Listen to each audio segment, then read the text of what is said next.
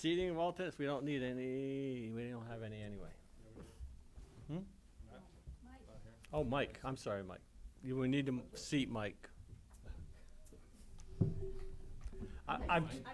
He's So just- active every week, so it's like, I just consider him He active. thinks he's automatic anyway. Yeah. So, I'm sorry. just to clarify, Michael is going from alternate up to full acting member tonight, correct? Oh, he is? I didn't- No, not full acting, but for tonight's Oh, purposes. yeah, okay. Enjoy the glory while you can. Seating of alternates, Mike's moving up. Mike, you go. Any addendums? No addendum. Citizens' comments? You want to do a roll call? Oh, roll call. I'm sorry. I'm all screwed up here tonight. I don't know why. Brian Card, Here. Edgar Lawrence, Here. John Sarantopoulos. Here. Michael Huco, Here. Matthew Wendorf, Absent with notification. Guy Thurlow. Present.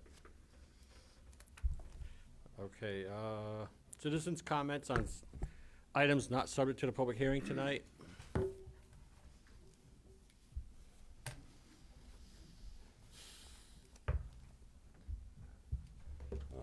Ed Grandelski, Upper Maple Street. When I was looking at the section 555 multifamily development, I saw a comment. Mike, His Ed. That's, you bring that up, Oh, no, I'm just using this as a reference. okay, I'm you're not bringing it talking for- about. Okay. Okay.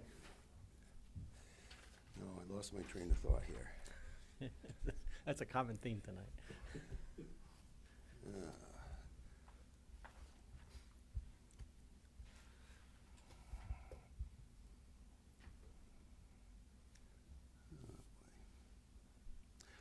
Okay, number 13 on that text amendment, it says all multifamily housing development shall be designed so as to require minimal earth grading.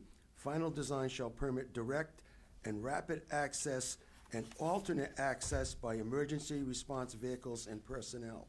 So that last sentence, final designs shall permit direct and rapid access for emergency response vehicles.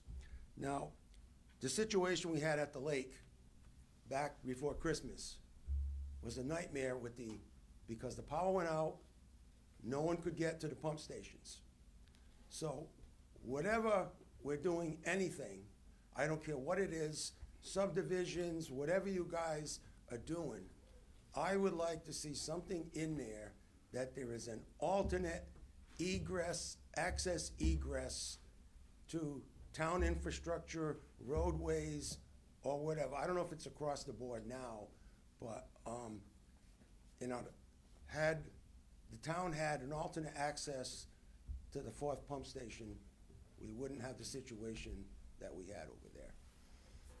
And then my normal thing, whenever we're doing things, wintertime, we need snow shelves. Whatever it is, wherever we are, parking lots, cul-de-sacs, we need snow shelves, and they have to be identified when you're looking at all the designs.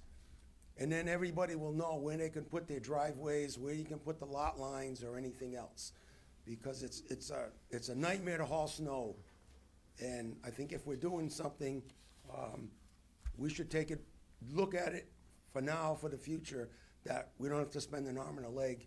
And our highway guys should be plowing snow, not hauling the snow away or taking care of emergency situations first. Thank you. All right. Any other comments on items not on the public hearing list tonight? All right. Now, public comments can be emailed to publiccomment@killenlyct.gov or mailed to the Town of Killenly, 172 Main Street, Killenly, Connecticut, 06239. All public comment must be received prior to 2 p.m. the day of the meeting.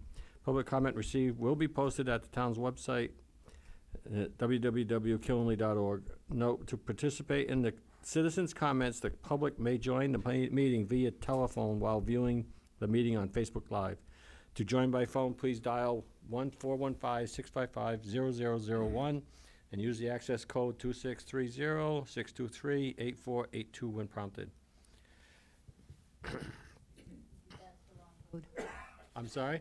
That's the wrong code. The code should be 2630-925-0424.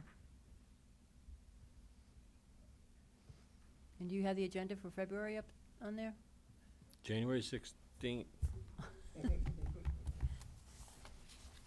underneath your code.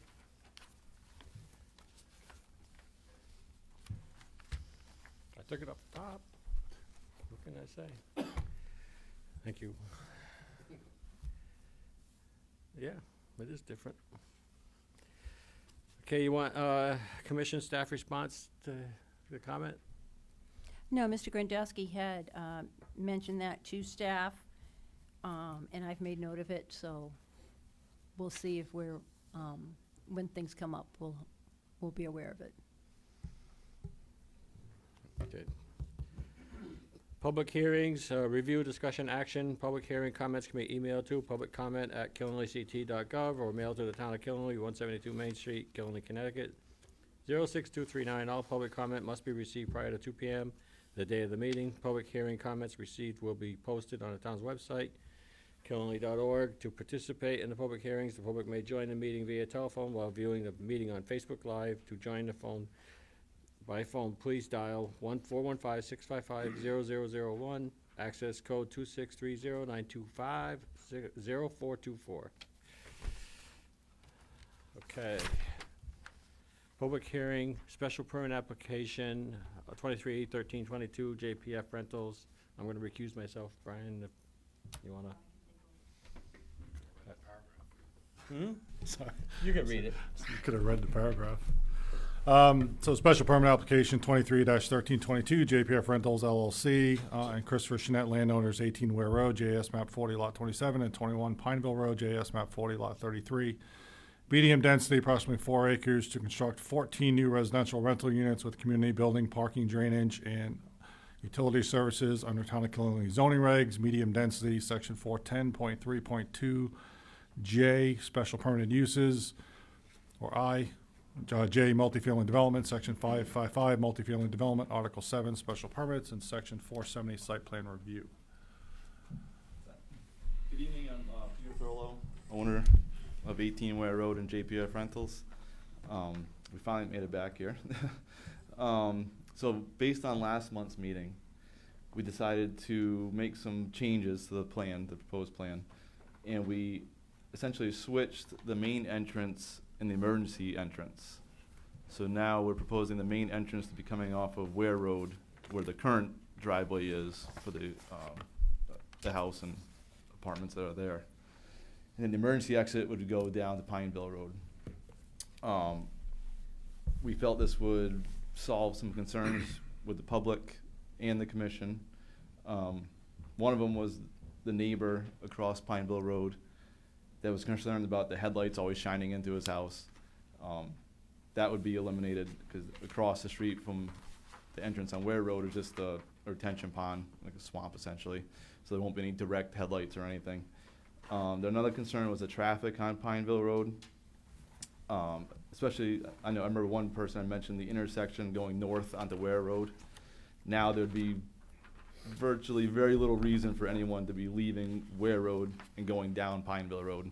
You know, they're most likely gonna go north on Ware Road or south to Blueville. So that should eliminate a lot of traffic at that intersection. Another concern was the runoff onto Pineville Road. Now that it's just the emergency access and wouldn't be paved, we're proposing just processed gravel. So the velocity of the runoff should be less. And then we also added a riprap swale, so everything will be directed into the swale and then directly into a catch basin that we're adding. So it'd be less likely for it to go out into the road. The approach coming from onto Ware Road is a much more level approach. So it shouldn't be a runoff issue there. As part of the change, we would be removing the mobile home that's there so that we could get the driveway wide enough into there. That I'm assuming the town would think would be beneficial, and the neighbors. As part of that, we were within the 200 feet of the wetlands across the street on Ware Road. So we went through wetlands, we got their approval to make those changes. We're also adding a privacy fence on the south side of that entrance, and it would be extending the existing fence on the north side of the entrance, so it'd kind of be buffering from the neighbors a little bit better. And then I'll let Paul handle the more technical stuff with the calculations and everything. One other thing was, that came up in the last meeting, was the architectural plans for the houses, or for the units being built. I did modify the plans, added all the specifications to it. I also added some more details to make it look more appealing. But they definitely match the area, which my impression was that we were supposed to be matching the neighboring houses. You know, so we're doing ranch-style houses in a residential area, or ranch-style units in a residential area. I think that's all I have for now. I'll let Paul go over the technical. Good evening. For the record, Paul Terwilliger, licensed land surveyor with PC Survey Associates.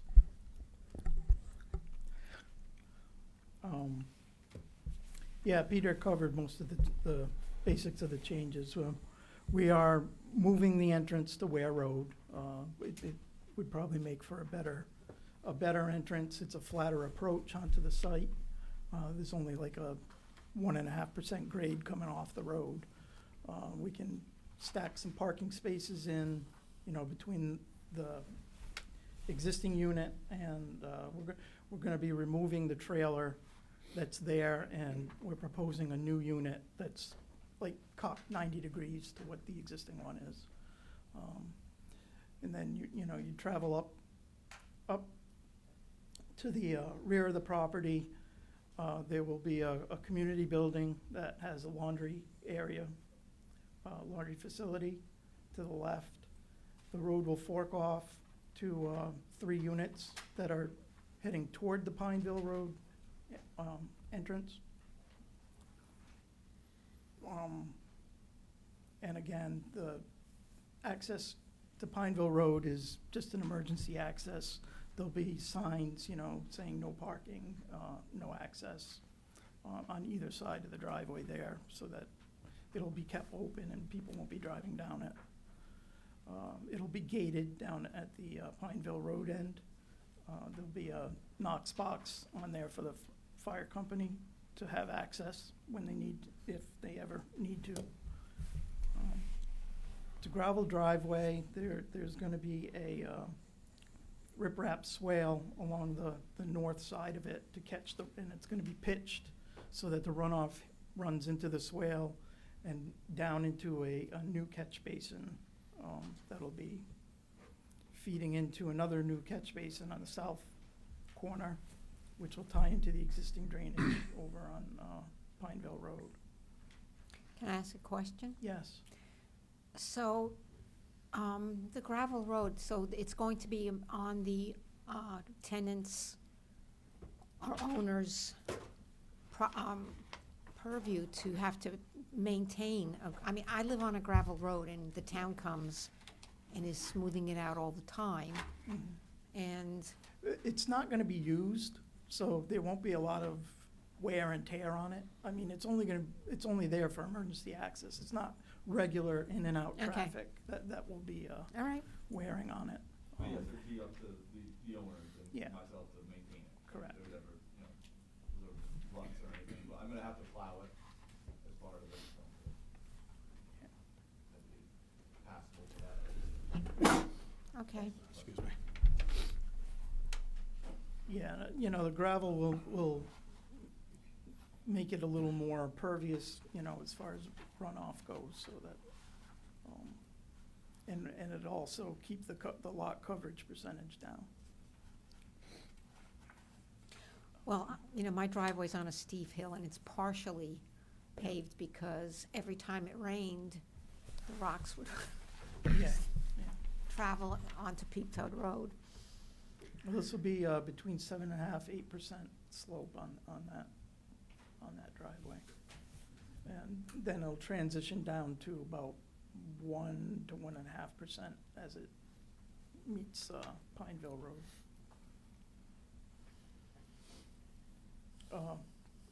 Parking, I'll show you the numbers here. Did the parking calculations, we added some additional parking spaces that seem to be a concern. There's parking for a total of 47 spaces, which comes out to about 2 3/4 per unit. The requirement for the development is only 24 spaces, so we're almost double the required parking. There was, I believe, there was questions about garbage, how garbage would be treated. Town ordinance requires a 40-gallon minimum per unit per collection time period, which would be weekly, I'm assuming, at this point. The 17 units times 40 gallons, 680 gallons. A gallon is equivalent to like 5/1000ths of a cubic yard. So the 5,000 times the 680, it's 3.4 cubic yards that's required for a dumpster. We're proposing 2 4-yard dumpsters to serve the site. It would be one located in the area of the units 4, 5, and 6. And then the other one would be located up on the, in the center turnaround over on the north end.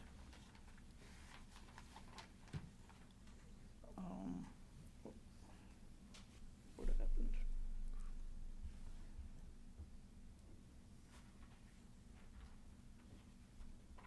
Sorry, lost my site plan here.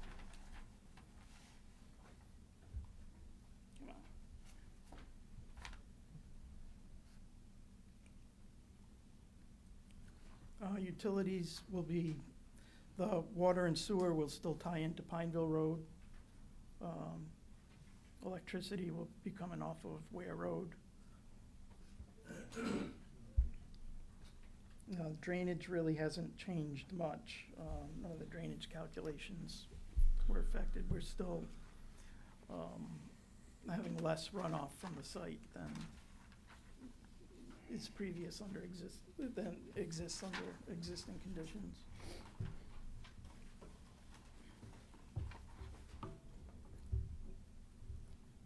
I think there was a question about turning radiuses and snow removal. I added a sheet that would demonstrate.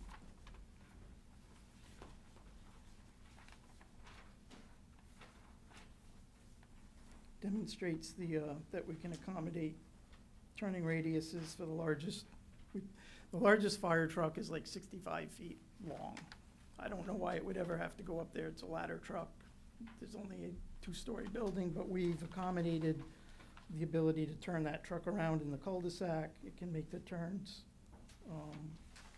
on the radiuses for the intersections coming into the site and internally. We even provided an area, it was brought up that maybe a school bus might have to go up there. School bus can turn around in the cul-de-sac easy enough.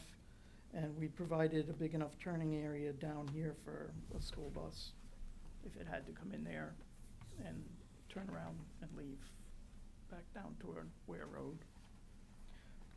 There was a question of snow storage, snow removal. Did some calculations of the area of the pavement, and we can accommodate about 14-inch snow fall easily enough without getting into having to transport it, you know, and yeah, it could be removed with payloaders and whatnot if need be, because we do have a lot of area over like where the pond is. It can be dumped over the edge. Or just pile, yeah, you can pile it higher. I think I had figured a 5-foot peak on these piles here that I have shown.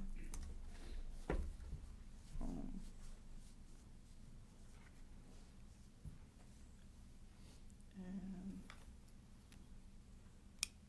what else was there?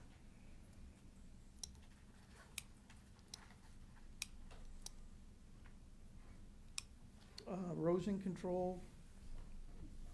We added, when the trees are cleared, we are proposing to take the wood chips and pile them, make a berm along the low sides of the property to contain any runoff, and filter it. So that along the, like I said, that's the easterly line there, and then down along the top of the bank here.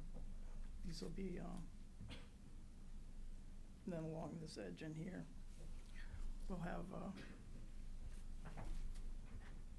wood chip berms on the low side, just to help contain that, as well as silt fencing and all the other erosion control that we had proposed previously.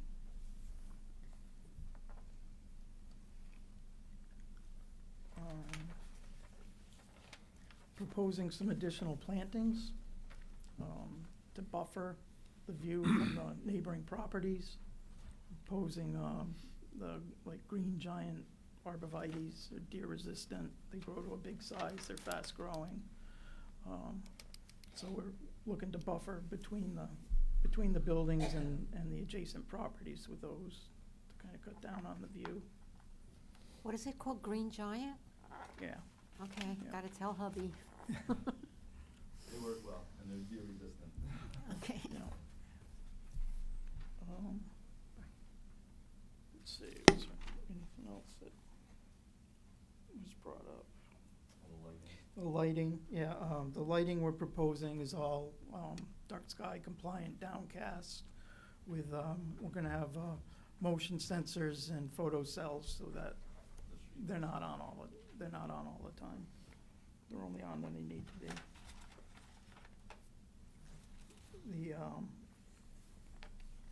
There was questions about the fire cistern.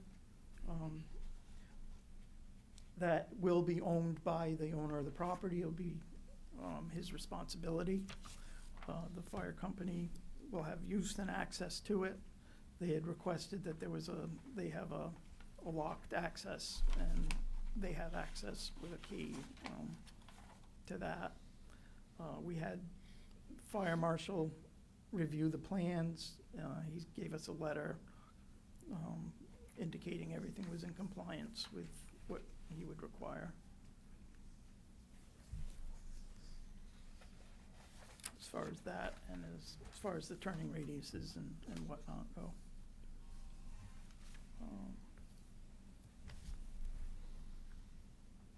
We also added the bus stop shelter on Ware Road. Oh, yeah. Yeah, there'll be down at the intersection, or at the end of over in this area here, there'll be a bus shelter for the kids.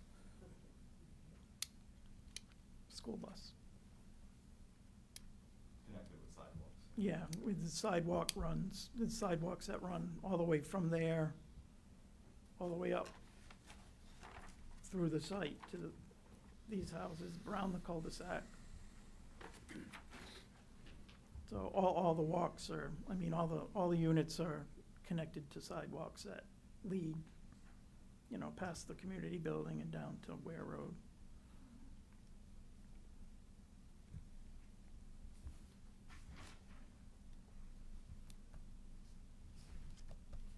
So I don't know if there's any other questions. Commissioners, any questions at this time? Mike? Answer the one on the cistern, the sidewalks, on the top half, they don't go around the parking area. So the kids will cut across the parking area, which is kind of dangerous. And there's several buildings that don't have, or parking areas that don't have it. They stop there and they don't go around. Can we get them added? Go around. To go around? Yeah. You want them to walk around the parking areas, not through the parking areas. Somebody backing out might not see a kid. Right. You've got danger. You've got a hazard. I'd have to check how that affects the coverage, because we're right, I think we have maybe a 0.5% of coverage that we can, play with to meet the requirements of the 30%. It's kind of a hazardous situation if you got kids walking behind cars. Cause anybody coming out of those buildings, you gotta cross those parking areas somehow. They won't, especially if there's snow, they're not gonna go around. Summertime, yeah, they can go around them, but wintertime, Yeah. you probably have snow there and they can't. Right, ideally, that's what we would do, but the coverage kind of kept us limited to what we could put for impervious surface. If we did some kind of, impervious, Pervious. or, not I'm sorry, pervious Yeah. walkways, Yeah. pervious Something where walkways they- that, They got a walkway. that would be, something we could do. And something else to look at is in the Y of the road, would it be possible to put a pedestrian crossing there? You got kids coming out of those buildings on the right, you know, it'd just be. A crosswalk, Yeah. just, it's just, One on each side, maybe. yeah, just a matter of painting a crosswalk in there. That's all. Yeah. Yeah, we could come off of the accessible parking space, hashed area, go Yeah. straight across there, Yep. and then maybe another one over here. State law Well, is- this would go from sidewalk to sidewalk, so, Right, state law is, yeah. it doesn't mean they're going to, but state law says you stop if everybody's in the crosswalk. Right. yeah. Doesn't mean that people will say that. I mean, this is not a town road, it's a No. private driveway, No, you but got still, kids yeah, going down to that yep. shelter area. And while you got that screen up, you got the tree stop on the left-hand side, the other side, Over here. yeah, well, you got that, you stop there, why you stop there? and not- Oh, yeah, let me point that out. We're gonna have a stockade fence or a Okay. privacy fence from this point down to an existing existing stockade fence that's right in here, in this area here. Wasn't sure on that. And then on the opposite side, we're proposing a privacy fence from this area down here between the neighbor's driveway and the new driveway, running up through along the edge of their property to kind of shield them from the view of the driveway. That answers mine. All right. Any other commissioners, comments, questions? John? Yes. On your community center building, Turn your mic I on. don't know if it's required, but you've only got one door. You don't have two doors, in case there's an emergency. Yeah, I have to check the building code. Suppose Yeah, there's a fire. There could be another door back here. I could easily add another door, Yeah. Yeah, that, Yeah. They are egress windows, but, well, I guess, I have to check with the building code. yeah. The window would have to be of a certain size Yeah, the if you're egress using that for Yeah, the egress windows. egress, yeah. Yeah. But, They are It seems to me it would make sense to have one. Yeah, uh, that's easy enough to add one. Are your 2x6 outer framing, is that throughout the whole 2x6, yeah. 2x6 framing? It has to be. Yeah, building okay. code, yeah. It does? Yeah. Yeah, okay. Those 2x8s in your double-story building, I mean, you're gonna get a lot of flexure with a 2x8 with an expand of, He's well within building code. 2x8 floor joist well, and a 24-foot span. if I was doing it, I think I'd beef it up and have, what are you gonna use for an underlayment? A half inch? Zoning, this had floor joist sizing is zoning question? Yeah. Oh, it is? Pardon? No, I didn't, Floor joist sizing is a zoning concern? no, but this is just my observation of Oh, it. all right. Okay, Yeah, I mean, it meets building code. Yeah. 4 foot is, yeah. you can do 12. The manuals I got, I think you're stretching the limit a little bit, No. you know. I can go more, yeah. Yeah, I think you'd be better off and you'd be satisfied as the owner if you had 2x10s there rather than 2x8s. Maybe. Uh, Take it into consideration. Yeah. And your building doesn't look too bad with the windows that you've got in there now. But if you had a cornice separating your two structures, I think. You know, there's a project right down the street from you that really is attractive. They've done a few things to it that really, For the duplex style, yeah, the two-story? yeah. You know, if you set up that big wall, if you broke it by a cornice, that would really make those The front buildings. wall, you're saying? It isn't the front, I think it's the rear, right? Or Oh, the rear, yeah. What's a corn? the sides, rather. The rear, excuse me, yeah, the rear. You know, instead of having that big wall there, Yeah. something to separate both floors, I think would make it more attractive. Yeah, right. Suggestion. It looks big there, it's only a 40-foot long building, you know, it's not like a Yeah, well, 80-foot that's- long wall. That's pretty long. Yeah. All right. It also gives you some cover for that rear door. You know, Oh, yeah. whatever distance it is, whether it's 16 inches or what. Yeah. They come out of that rear door, there'd be something there that would, Are you saying like a cantilever? a cornice, you know, your soffit's on the bottom, the cornice is Yeah. the whole thing, you know, Oh, okay. like what you've got on your roof. You've got you know, it's not, there's no scale shown, and you're not to scale it anyway, but it looks like you've got a little bit of an extension on your, Those are the scale, when it was scanned or well, whatever. it doesn't say what the scale is. Well, then it says at the bottom. No, but that's not my point. You know, it looks like you've got about a 16-inch overhang on your roof, right? Yeah. And I don't know what you've got on the sides, you know. 12 inch, yeah. Some is always good to protect the side of the building Right. from the elements. Yeah. Same thing would apply if you were to break that thing up, that you'd be protecting Add some- okay. that bottom door. All right. All set, John? Yes, Okay. thank you. Okay. I'm fine. All right, just for the record, can you go through the January 11th engineer's memo and at least tell us what changes you made to the plans? So it's been documented. 1 second, sir, we'll get the public comment.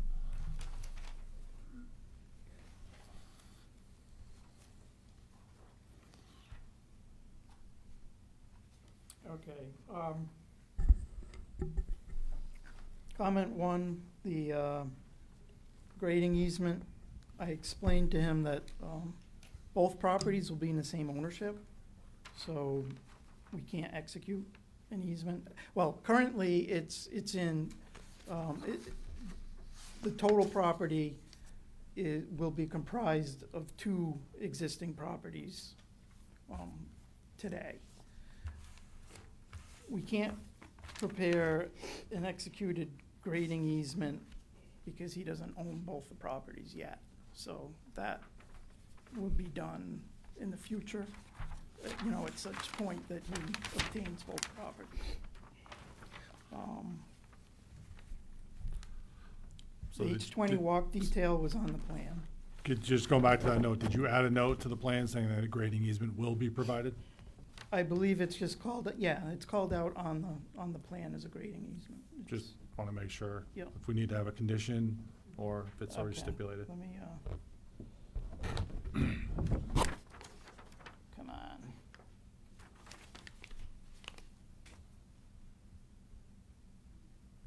I'm sorry, this is being temperamental.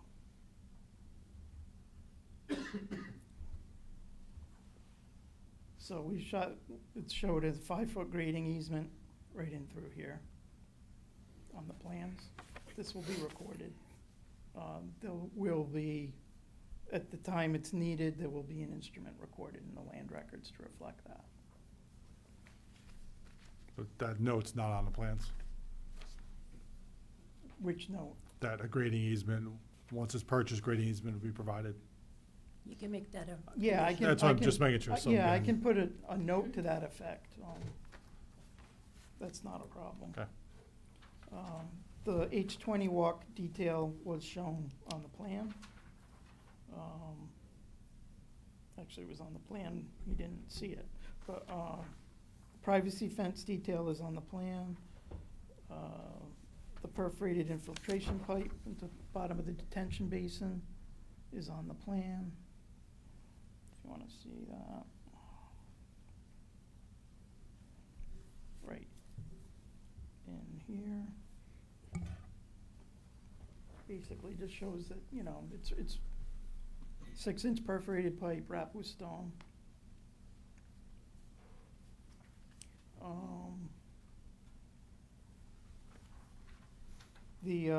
Yeah, there's a 18-inch pipe over at Ware Road, that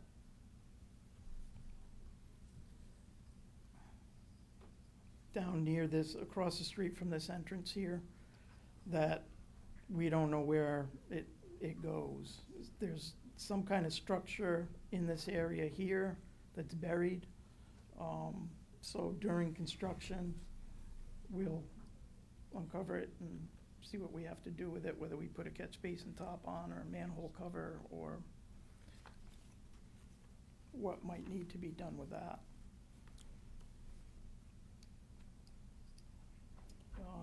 Engineering will be contacted at that point. Also, wetlands agent will be contacted at that point, so they can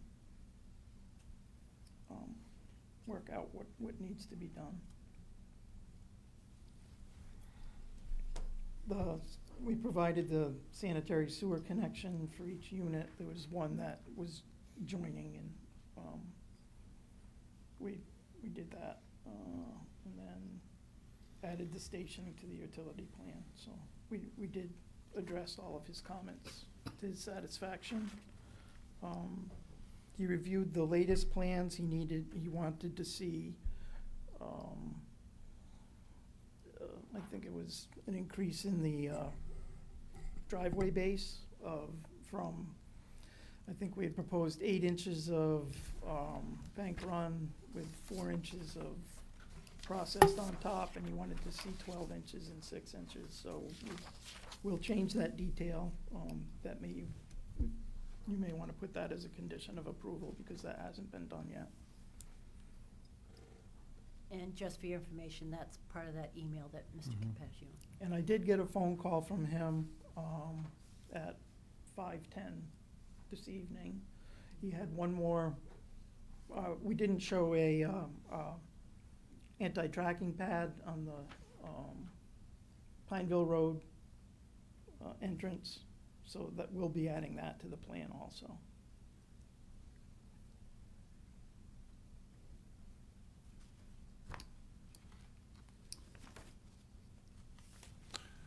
Okay, thank you. Staff, any questions, comments that we missed? Mine's very, very minor, but I noticed with the evergreens, we had evergreens around every unit, but unit 16, you had them behind that. Oh. Yeah,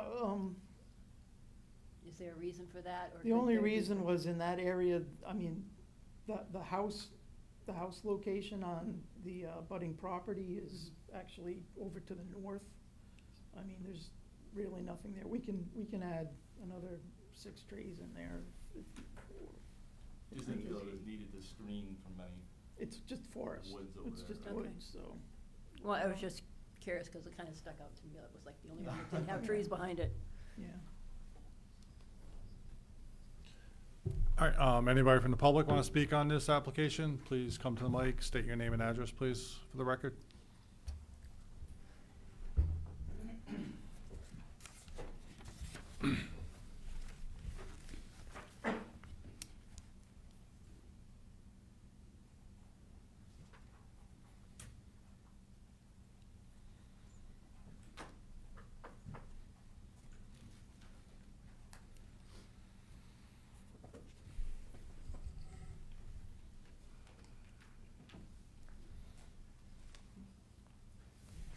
My name is John LaBelle, 57 Island Road, Dayville, Connecticut. There's an interesting saying here, never doubt that a small group of thoughtful, committed citizens can change the world. Isn't that the truth? I want to thank you all for all the hard work you put into these applications and the zoning and keeping our community the way it is. I'm going to start off by saying, John Serentopoulos, you hit the nail on the head, and I've raised it before, is to that this community should have a architectural review process by architects in a standard form that is fair to all the applicants. I think your comments were, on my part, appreciated. The comments about the sidewalk and the gravel, that's fine to have gravel there, but if you're in a wheelchair, how do you get across this, okay? Put yourself in a wheelchair in these units. Put yourself in a wheelchair for a week and see how you would make changes here. In addition to Mike's comments, the sidewalk at Unit 4 also does not traverse around the parking area. And let's see, there's another area down next to Unit 5, I think. But please look closely as to how you deal with the handicapped, people in wheelchairs, people in motor scooters, people on canes, people who are not yet disabled but will be someday, or could be. Drainage off-site. Why do we allow these developments to drain off-site? Why can't we contain the drainage on-site? Where does the drainage go now? When we drain off-site, where does it go? It goes into a pipe that ends up in the ocean, correct? Right, we don't get that water back unless it rains.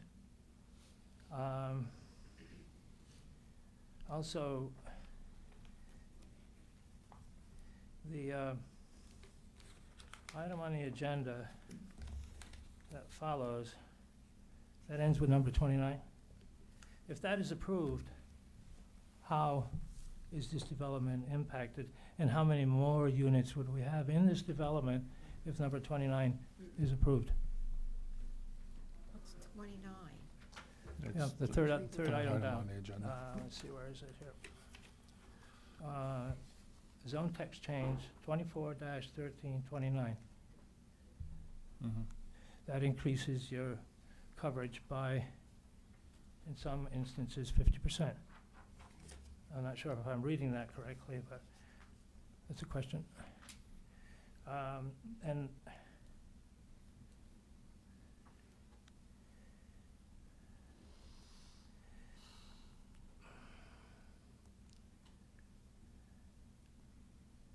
that, yeah, I'd appreciate it if that question could be answered at some point in time, so that if this is approved and 1329 is approved, does the applicant get to return and revise the drawings to add the density of units on this development?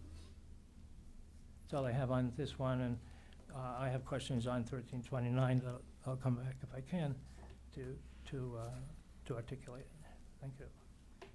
All right, thank you. As far as 29, at least what I can say, and staff will correct me if I'm wrong, it's not applicable at this point in time. And if it does get reviewed and passes, then we will deal with applications at that point in time related to that regulation. So, but it's not applicable at this point in time to this application. Thank you. Yes, sir. Any other members of the public, please?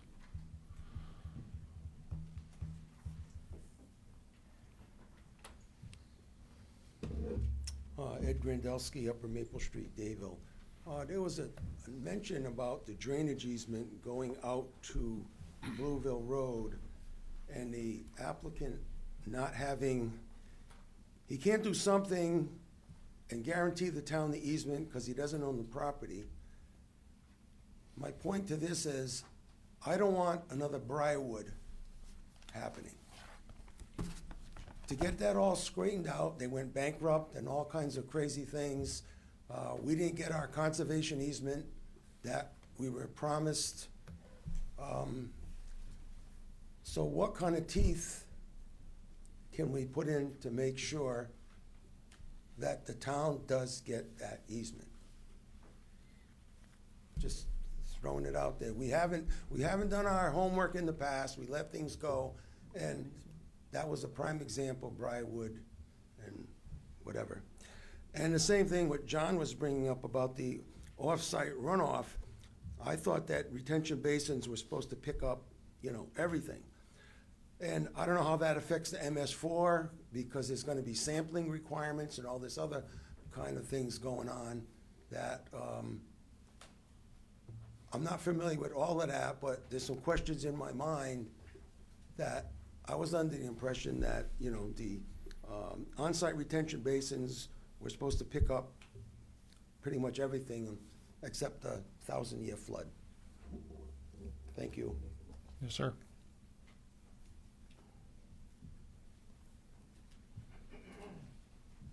Anyone else want to come to the mic?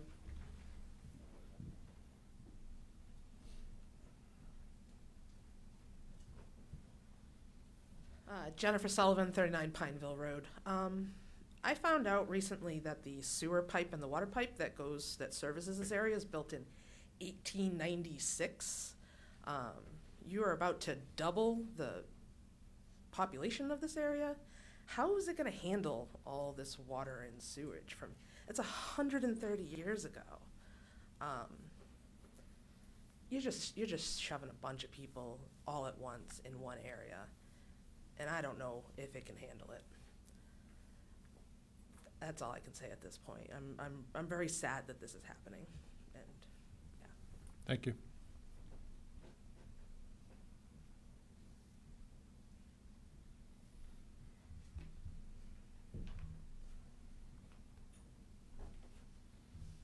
John Sullivan, 39 Pineville.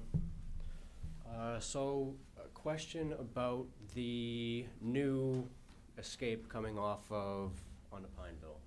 Is that road gonna be an access road that they can use that's now gravel, or is it gonna be blocked off? Blocked off. So they're only gonna be, so if they can only go down the road if there's a fire, right? Only the fire station. So where's all the water runoff gonna go? So how is it any different from there being a driveway or whatever pavement to now just a dirt road? All the water is gonna run down that dirt road and keep on running down into whoever's house is across the street from that. No, And the- I almost know from example, because my house is just a little bit further up the street, and all the water that runs off from my driveway runs across the street, and it ends up landing into my neighbor's yard. So that's okay. No, it's gonna get worse, is my point. Well, currently the water's running down that hill freely onto the road, right? There's nothing stopping it right now. It's coming down the. Can you pull up your drainage plan, please? Yep. Just show the drainage plan.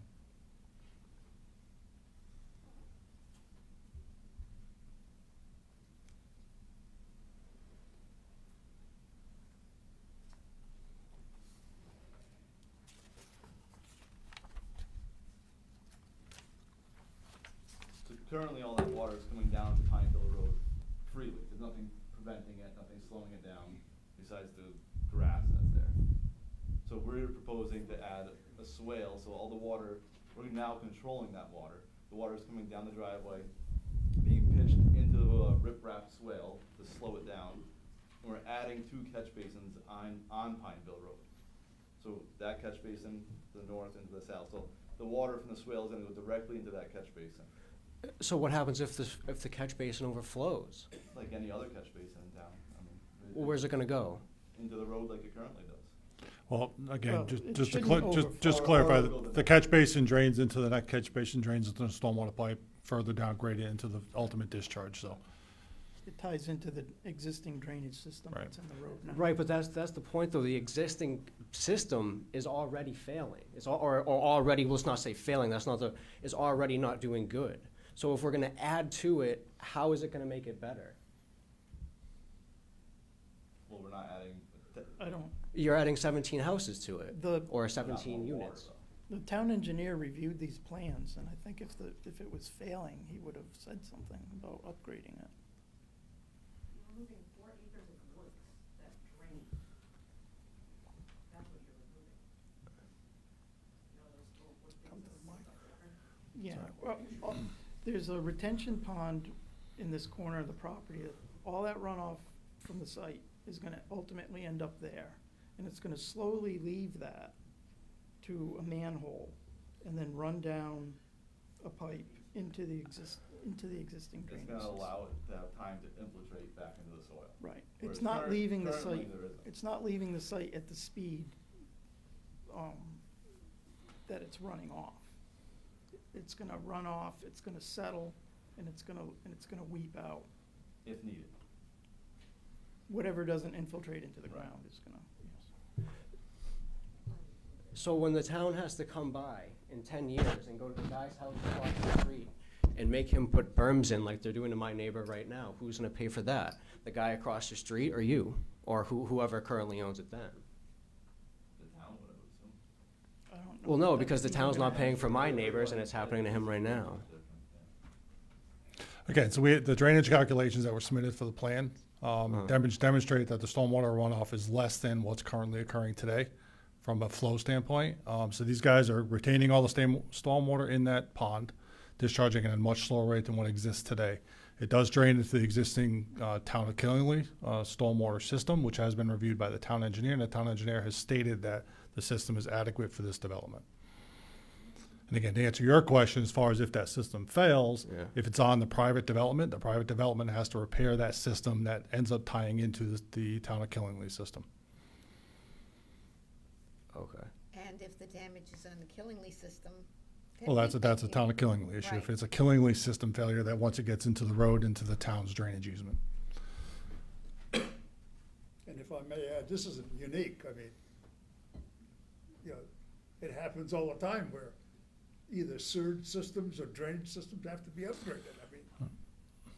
But to address your concern, water coming down that driveway, according to these plans, is directed into a swale that's gonna drop into that catch basin and into the town of Killingly's stormwater system.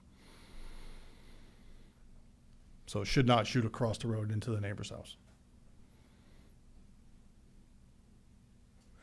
And then you added that there's going to be, was there anything added to the north of this drawing? What do you mean? Yeah, up to the property on the right. This property? Yeah, because this is the first time seeing No. these drawings, so I just saw these Okay. walking in. Okay.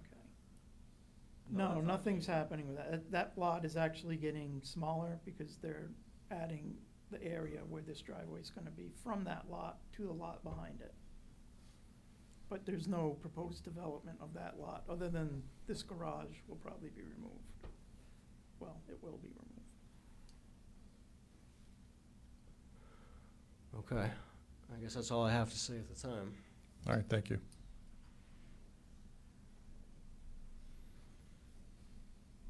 Any other comments, questions?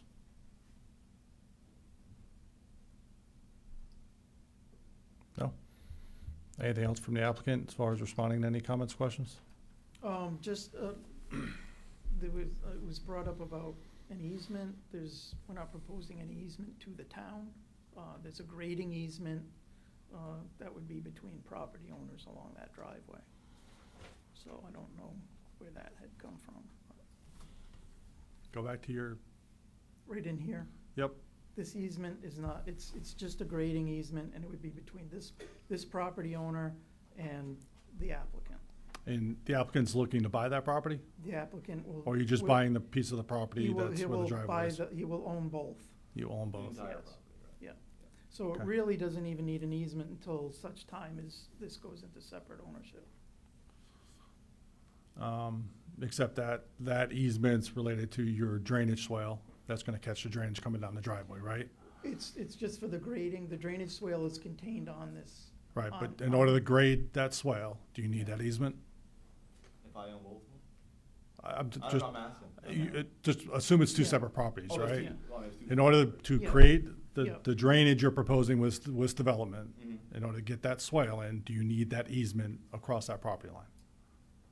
Well, once it's graded, it won't matter. Because it's just.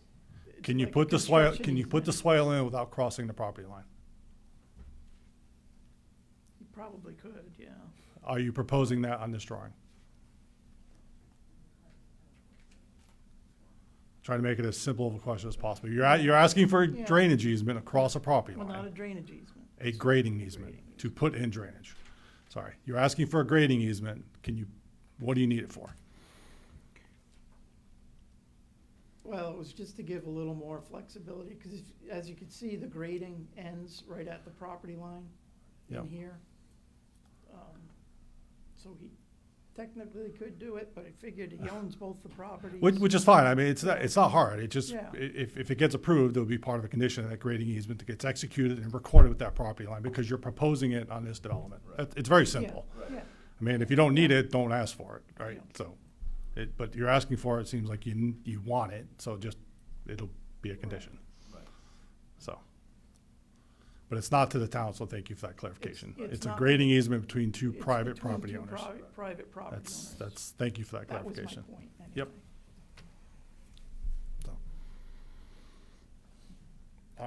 Any other comments, questions? I just have a simple one on recycling. So you're putting in dumpsters, but no recycling? Well, there's, I mean, I was just they asking. could, no, there'll be recycling in there too, because that is something you need to do, right? Right, we can add it. Or I mean, it's separate. in the same area, yeah. Okay. I think the dumpster I have drawn in there is larger than a 4-yard dumpster, so. And last question, on your gate, what's the distance between your gate to the public roadway? With setback, I think 20 feet. 20 feet? So an emergency The width vehicle of the would, apron. I know it's an emergency issues, but emergency vehicle would be half in, half out. Yeah, we were considering that, if Yeah. we should have it, you know, because we don't want people to try to, you know, pull in there and park or anything, so we were Mm-hmm. contemplating if we should have it up top, or, you know, where exactly we should have it, so. We can move it Yeah. back to, so a fire truck could pull it all the way in. And not be in the road. Mm-hmm. Mhm. Okay. Last call? Yep. Well. Any comments? Anybody else? Questions, comments? Yeah, I have one. What kind of heat are you gonna have in this? Electric, and then, mini splits. And what, Mini splits, like the wall units, oh, They're fabulous. yeah, so you have heat and AC. Yep. That's it? I just have one question or comment. Both of those properties, Name and, oh, name for the record. Littleton Park, If you want to put a public comment, go ahead. both of those properties need to be purchased in order to have the acreage allowable for that development, so, correct? Yeah, he has a contract with the, Yeah, we Current submitted owner. a purchase and sales agreement contingent on the approval of this. Last call for the public? All right, can we have a motion? To adjourn or stop? You can throw a motion to adjourn, that kills everything. if you like, but- I'll make a motion to close public. Motion to close the public hearing. Do we have a second? Second. Second by Berger, any discussion? Is that just on 27? It's just on, what number are we on? Whatever public hearing we're on. 1322, sorry. Yes, ma'am. We have a motion and a second. All in favor say aye. Aye. Opposed? All right, that public hearing is closed. thank you.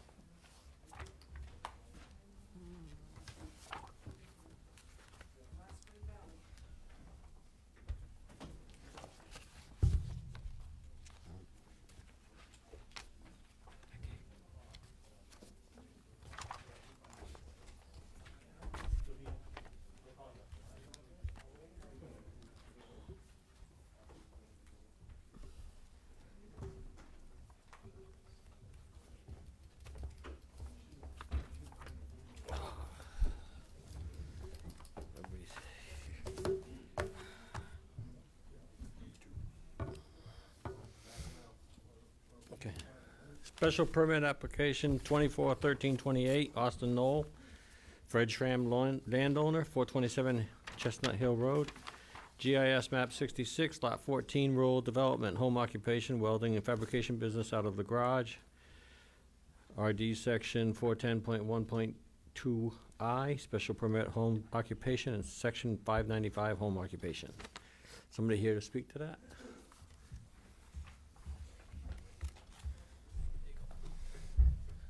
Hello, how you guys doing? Just gotta turn it on, I think.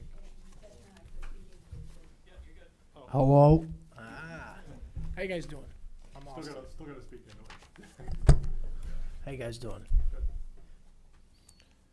So, yeah, I would Okay. like to, Give me a second to find out.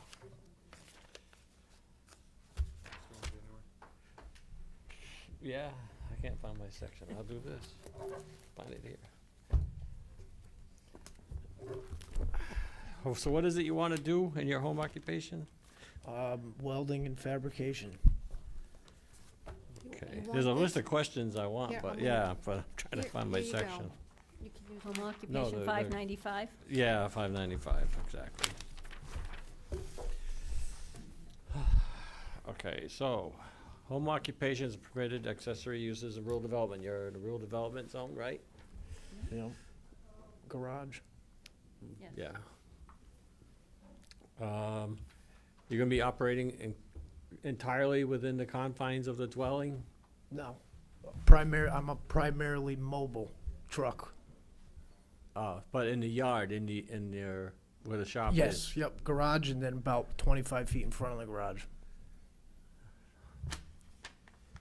Okay,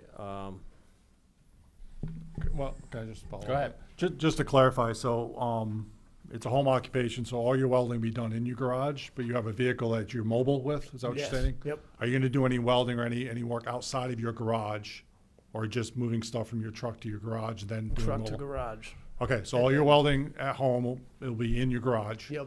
But then, when you're mobile, you're just getting your truck leaves. You're not welding outside, is the question?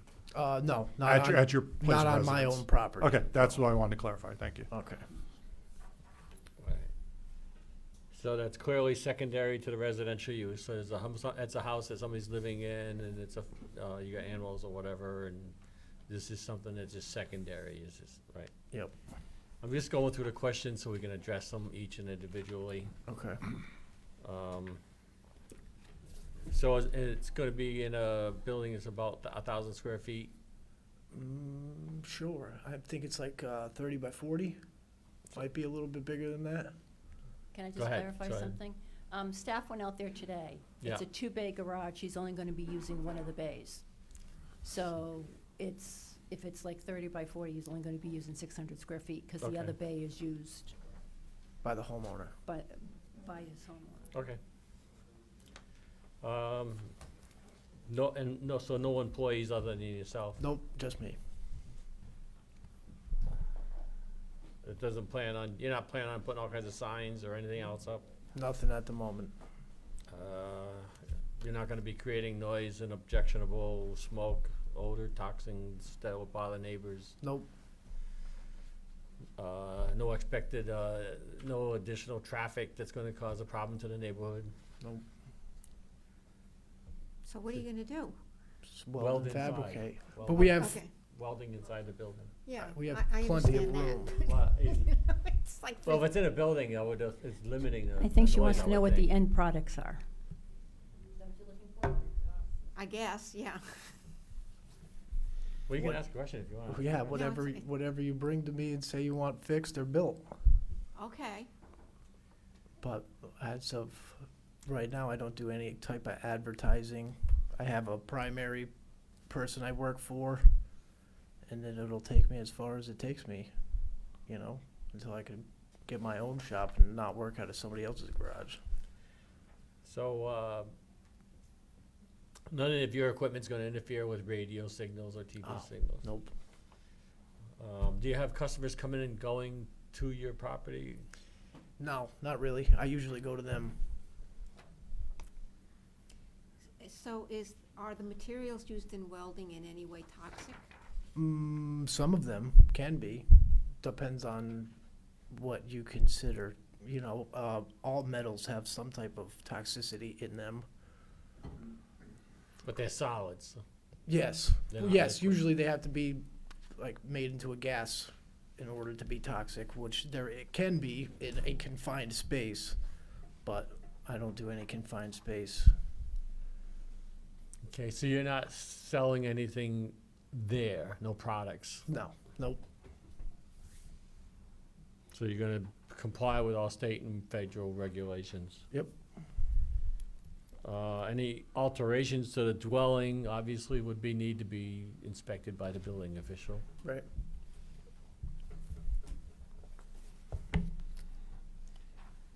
Any questions from other commissioners? What's in the garage? Toolboxes, I know I've got it, I've seen it. couple jacks, a tractor. For welding, just, No, yeah, that area that you're gonna use for the welding area. I have 2 welders, a plasma cutter, and a toolbox with all my hand tools. Hmm? What's the garage made out of? Metal, so it's steel building. So it doesn't have to be his. Well, they're living there. When staff was there today due to a site inspection, we explained to him that it would be best that we Yeah, had the because that's fire what I marshal thought. go over to make sure that everything is in compliance. And he agreed to that. He had no problem with that, no problem with having the fire marshal or the building official go over. Just on your, on the welding, exhaust gases, so Yep. you have a self-contained hood, or are you venting through wall vents? Vents, wall vents. Okay, Both doors open, and then usually the man door open. Both bay doors open, mm-hmm. and the man door. Okay. And then usually a fan, but. What kind of, any specialty metal welding? Any aluminum welding, or any, was it just straight up? Rarely, but it will happen. Every now and then I get aluminum, but Is that particularly toxic? no. I wouldn't consider it particularly toxic. It's the same process as stainless steel, mild steel, Mhm. different machine, but the same, still use argon.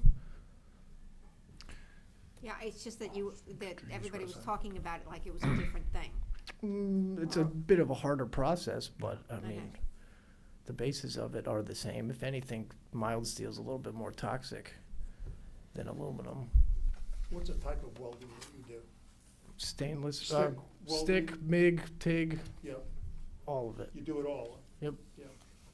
Right, just for the record, to make the connection, you live at the property? Yep. Because the name's different, so we just, Yep. okay. Any other questions, commissioners? Do you need any machinery like benders, shearers?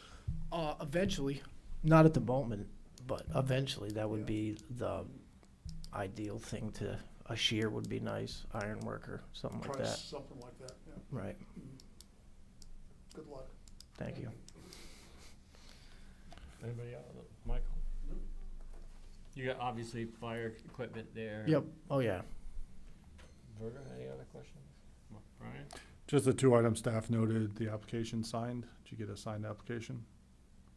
Yes, and he's gonna give us the documentation for this. So I he's have it. already answered all your questions on the public record, but I'll have him sign it. Okay.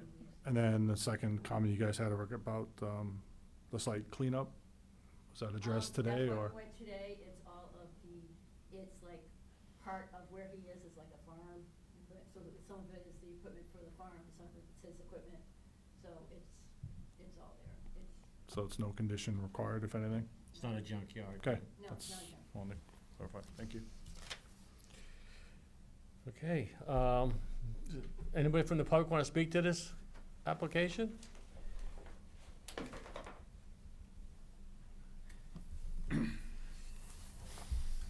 John LaBelle, 57 Island Road, Dayville. The only question I have is, it's been partially raised, is what do you have, does the applicant have a fire suppression system? I have found that safety first, safety first, safety first. It's fine to have a canister fire extinguisher, but in a panic of a fire, a metal building collapses very quickly. So my question is, what do you have for fire suppression system? I have a hose and I have multiple fire extinguishers, A, B, and C. As far as I understand, all you need is a fire extinguisher capable of putting out the fire that you are involved with, which would be an A, B, and C. And then no combustibles within 35 feet. Okay. And most of that would be between the fire marshal inspections and the building officials, so Right. we're just looking at it from the zoning point of view. Well, one more thing. Yeah. does the state regulate that welding business? Do they have people come around and inspect safety or Not that I know of. nothing, huh? Nothing on my scale, at Yeah. least. I mean, I'd imagine a shop with employees would have it, OSHA and whatnot, Yeah. but Okay. nothing has been said to me yet. Okay. Anybody else from the public that would like to speak?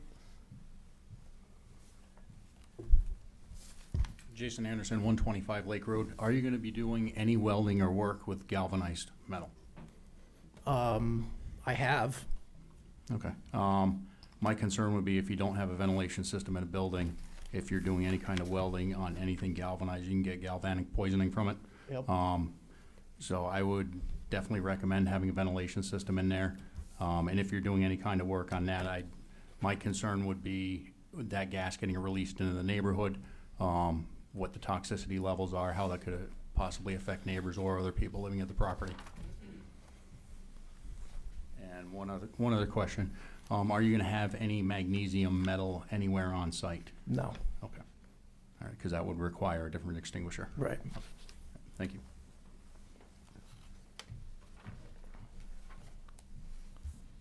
Again, that all be taken up with the fire marshals and building official. Anybody else want to speak to this application? None? Anybody, staff, any more questions? No, he Commissioners? answered a lot of our questions this afternoon, so. John, anything? No. Brian? Just for clarification on the map that we're looking at, Yep.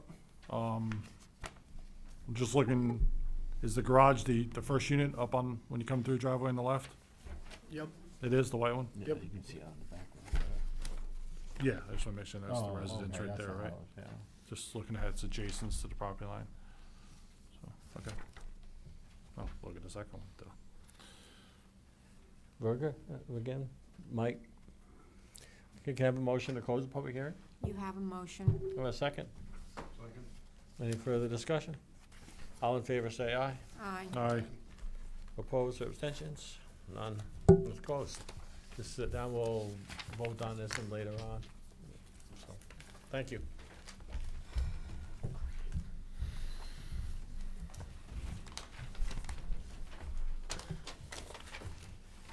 Okay.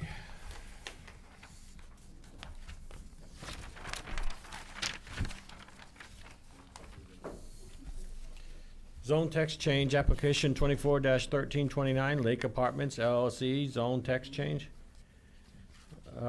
Revision to multifamily zoning requirements for clarification purposes for density. Is there somebody here to speak to this application? Online. Online. Sir? Yes, good evening. I am Bruce Waters with Archer and KWP Associates, representing this application. Can everybody hear me okay? Yep. Yes. So these are proposed text changes to the multifamily development regulations. Some of the regulations are a little bit confusing, and we're trying to, by these changes, clarify and identify certain parts of the regulations, primarily related to coverage and density requirements. So I assume that you all have the paperwork in front of you with the marked up in blue and red of the parts. The parts that are in blue are ones that would be taken out, and the parts in red would be put into the regulations. So I can run through them for you if you like. The first one is item number 2, which currently says multifamily development shall comply with the underlying zone coverage and height requirements. And what we'd like to put in there is to actually be specific, to say that lot coverage in multifamily development shall not exceed the following coverages: 30% in low density zone, 35% in medium density zone, and 40% in residential I, which is a borough zone. And then the maximum building heights would comply with the requirements of the underlying zone. These percentages are based on what is currently contained in the PRD regulations for lot coverage. So that's what these are based on. The next item would be item number 4, which specifies that principal structures within the development can be separated by not less than 40 feet. And we would propose that it say the minimum distance between principal buildings shall be based on minimum fire code requirements. Again, in the PRD, the minimum separating distances is 30 feet, but it also goes on to say that the minimum separating distance may be reduced with, with the use of fire rated materials and the approval of the building official and the fire marshal. And we think that that's more appropriate than just a somewhat random or arbitrary designation of 40 feet or 30 feet or whatever. I think it should be based on safety requirements as primarily the fire marshal's decision. And then the next regulation would be item number 10, which said multifamily density shall be determined in accordance with the requirements of the underlying zone. And we propose to change that to with the maximum coverage requirements contained herein, which would be more appropriate for multifamily. Your minimum density requirements in low density or medium density zones are primarily based on single family dwellings or two family dwellings. So to limit your multifamily density to that is, I don't believe, correct. So that's the, those are the 3 places we're proposing to make changes. I would open it up to comments or questions. All right, commissioners.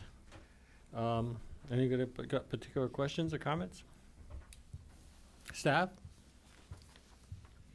Nothing?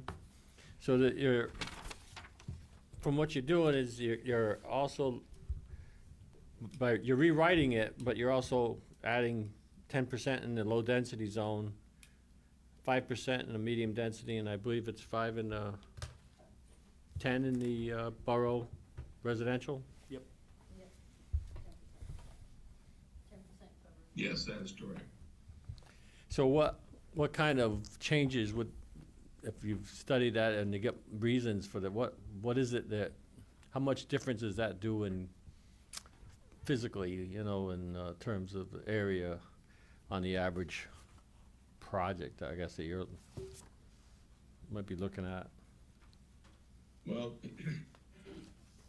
again, these are based on the current lot coverage requirements in the PRD zone, which is more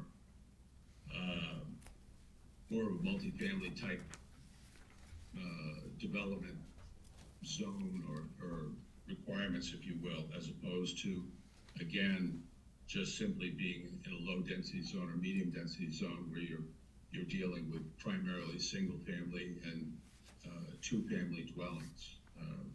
It's a different type of situation in terms of, you know, parking requirements, driveway requirements, when you have multifamily. So it's, I believe, appropriate to have a greater lot coverage so that you can have all the necessary, you know, parking, drainage, building sizes, et cetera, for multifamily units.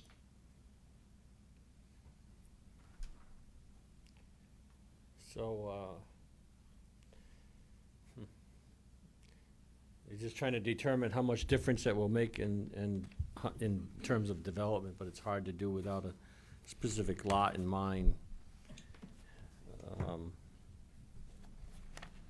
So in terms of acreage or how much building or square footage can be added. Just, so one of the trade-offs, I mean, now that I know, because it was a reference specifically that you guys were comparing this to PRD, so I was waiting to hear your explanation. So one of the trade-offs in PRD is that obviously there's a significant amount of open space that's required, which is not required in multifamily, which is one of the reasons why you get some additional coverage and some additional densities. How would you account for that?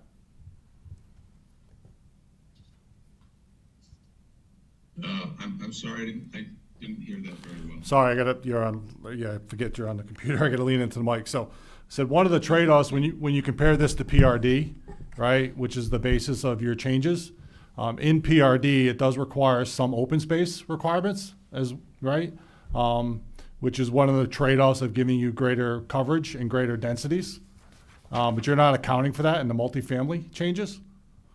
How would you address that concern? Well, again, when you consider multifamily development, there is a lot of infrastructure in terms of parking and driveway, storm drainage, setback requirements and that sort of thing. And so I think it's appropriate to have a little bit of a greater lot coverage, even though we're not, you're not required to have open space, whether it be passive or active open space.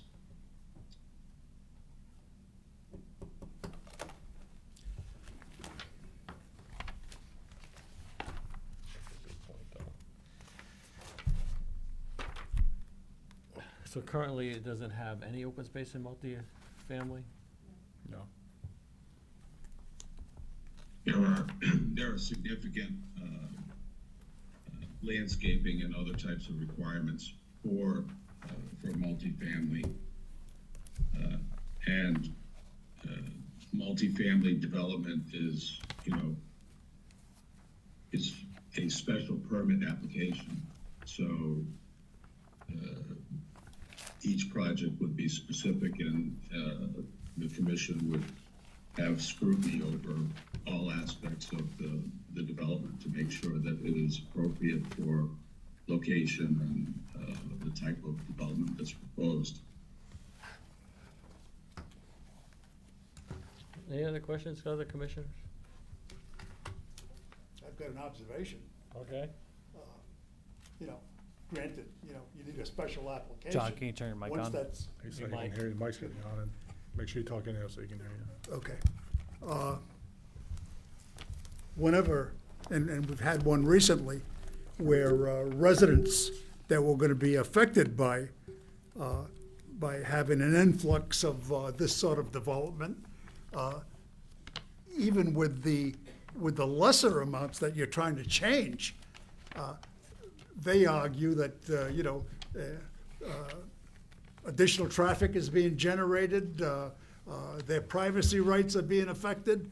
So granted, you need a special permit, but once that permit is granted and they meet the standards, whether this is a part of it or not, there's very little that people in a given area that are already there can do about it. I mean, their whole quality of life that they are accustomed to is very objectable to them. So lessening the standards is just going to inflame that sort of antagonistic confrontation between those that want to develop and those that want to see it remain strictly residential, single family primarily, or duplex at the most. I can understand the developers' concerns and how it's an advantage to them. However, especially what we've been dealing with, these developers want to go in where single family units have already been established, and it causes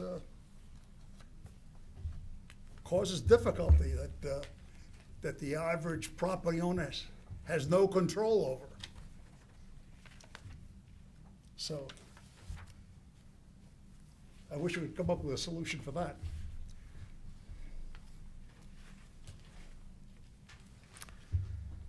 I don't know.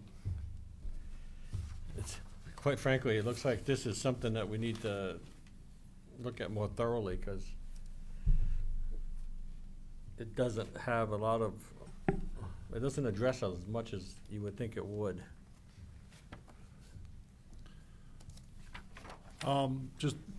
Sorry, Chairman. Go ahead. One more question for you then. It was, how would you differentiate in your mind between multifamily and PRD then? Well, I believe that multifamily development is primarily larger buildings, more units, and they would be placed in appropriate locations where as opposed to where the PRD, which I think is primarily set up for more of a broad-based development with smaller units. I think the multifamily is more like when you think of the traditional multi-unit condominium or multi-unit apartment building, as opposed to the PRD type of development, which is like more of a country type of setting where your buildings are spread out and they're a smaller number of units. So you're hitting on my point a little bit. So PRD does not limit the type of units we build, right? I mean, so you can build multi-unit buildings in PRD. But one of the differentiators right now is the fact of what you just said, that multifamily is typically a little bit more on the lesser of a development side. So if you're changing the lot coverage and changing the densities to be consistent with PRD, what would be the differentiator between the two? I mean, there essentially would become similar regulations, essentially with lot coverage and densities. The only difference would be PRD requires a significant additional work related to open space and other activities in a PRD, whereas the multifamily would not require that. Is that a fair statement? I think that currently, according to the regulations, that would be a fair statement.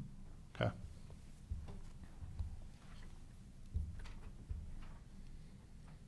Go ahead, Andrew, you want to read that in? So you're asking for a text changed, but what do you plan on doing in the long run? I think that you wouldn't be asking for a text change or any kind of change if you don't already have something in mind. And so could you share with us what you're hoping to do? That's really not pertinent. Well, That, I mean, because yeah, that's. ultimately, obviously, it's the really goal, but it's not really It'll be an part, individual because you have to look application. at this for the town-wide. So, no. Go ahead, Right, Marie. we did receive a public comment, and I believe, Mr. Woodish, you have a copy of this public comment, but it's a proposed text amendment to section 555, multifamily development. And it's by Killenly Engineering, by Mr. Norman Thibault, who is a engineer, professional engineer. It says, I've been contacted by a couple of clients regarding the reference text amendment for multifamily development regulations. They offer the following suggestions and comments. It says, multifamily development may be allowed in LD, MD, and residential high borough zones, only by special permit. Their comment is, what about pre-existing multifamily in rural development? And then they have, they want to change the wording from number 1, where it says public water and sewer must be used, to public water or public water system regulated by the state of Connecticut and sewer or a septic system approved by the Department of Health and/or State of Connecticut must be used. Then they have questions when it goes down to number 2. Their question is, should existing developed multifamily lots be exempt from frontage requirements? And then, should lot size be increased to greater than 5 acres? I believe they were in agreement with the changes to number 3. On number 4, they want, again, there was no changes there. I guess they agreed with number 4. Then when they go back to number 10,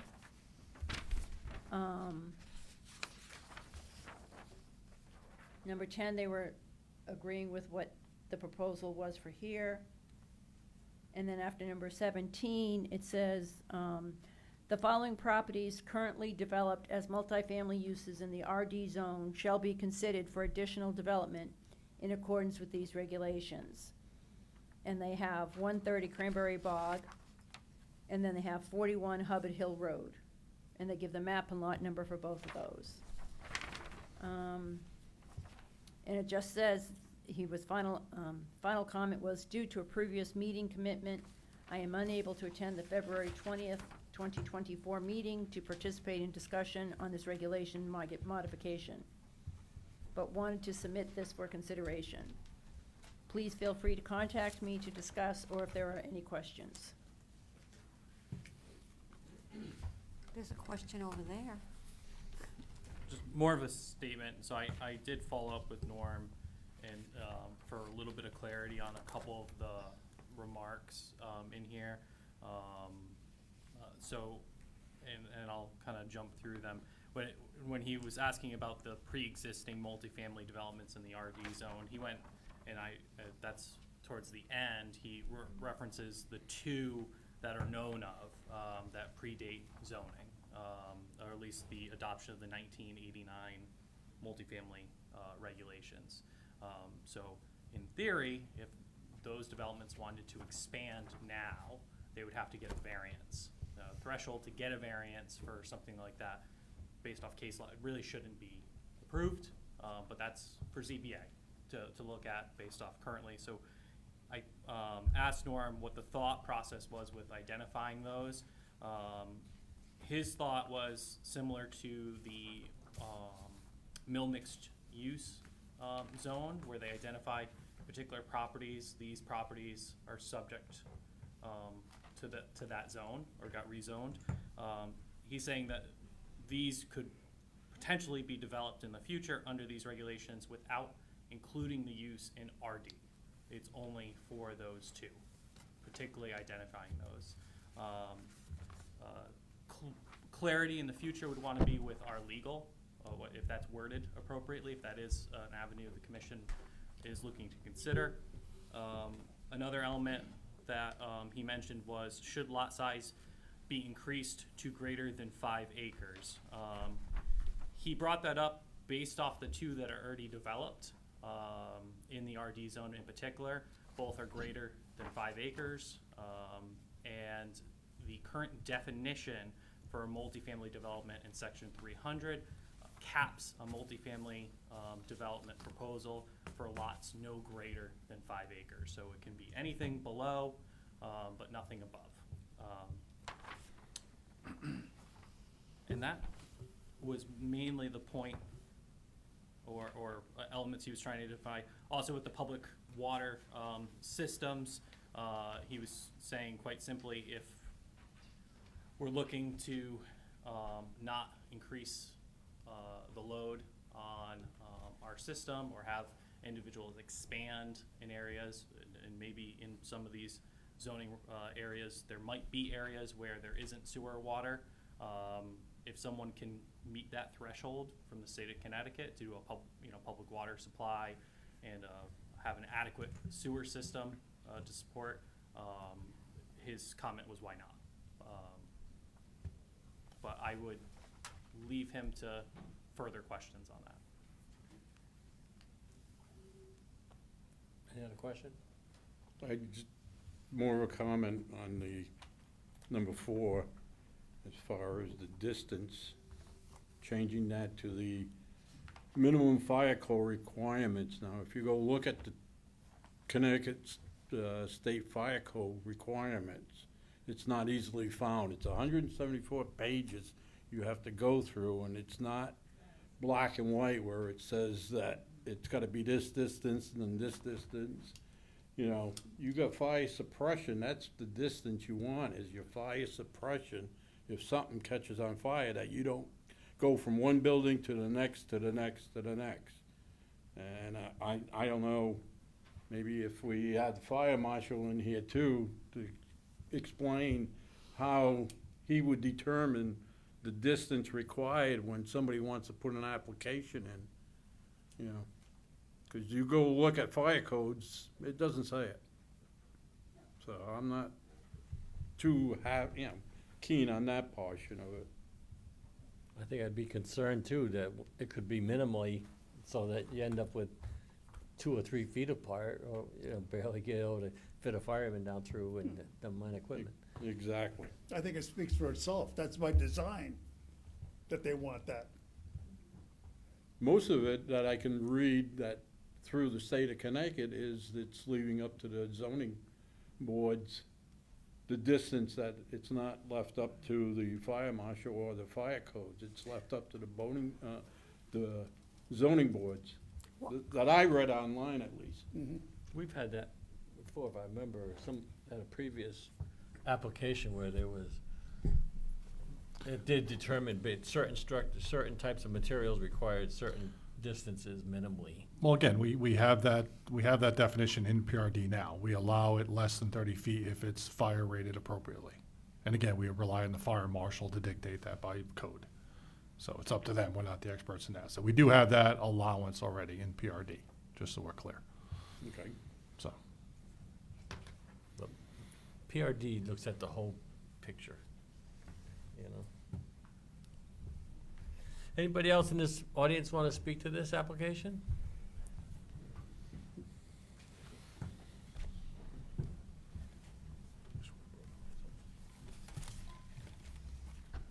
Latique Barclay, 26 Dark Lantern Hill Road. So I'm here as a resident and a taxpayer, and as a counselor representing District 3 and the residents of Killingly. I don't know if you're hearing these people. We heard the people about Owen Bell. We just heard the people for Weir Road. We don't want increased density. People haven't moved here to find a job, to work here. They've moved here because they want to live in a rural area. And there was a comment made at our town council meeting that it's so easy in Killingly for developers. It's so difficult for them in other towns. Why? Because we have a developer and we have an engineer wanting to tell us what Killingly needs to do. This is not what we need. We don't need increased density because someone thinks it's right for Killingly. We need to do what's right for Killingly residents. We were told that the developer didn't understand what multifamily development was. It's clearly defined in the Danielson Borough zoning regulations. I'll go over it. Article 4, classification of districts. Section 470, in the table A, dimensional requirements. It says medium density, maximum lot coverage 25%. So this developer isn't here just for clarifications. He's here to increase the density. That's not what we want. Why would anybody listen to what a developer wants for his benefit? This is the residents that live here, not the developers. Saying that the distance between the buildings of 40 feet isn't clear, it's quite clear. They need to be 40 feet. You want minimal distance per the fire code? I also tried to look those up. It says that municipalities, their zoning boards, have more stringent codes. So that's why they don't usually go by those. And then by eliminating underlying zones, low density, medium density, so to go by maximum coverage requirements. So are you saying that you can have more buildings instead of having one building per 10,000 square feet? You can stick in as many as you want by increasing the density? That's not what, so this proposed text change is for the benefit of a developer. It is not a benefit of the town or for the residents of this community.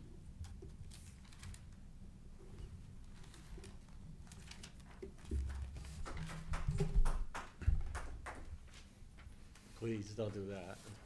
Somebody else want to speak to the application?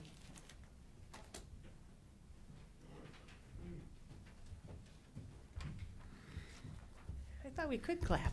We're not allowed to clap. No, not really.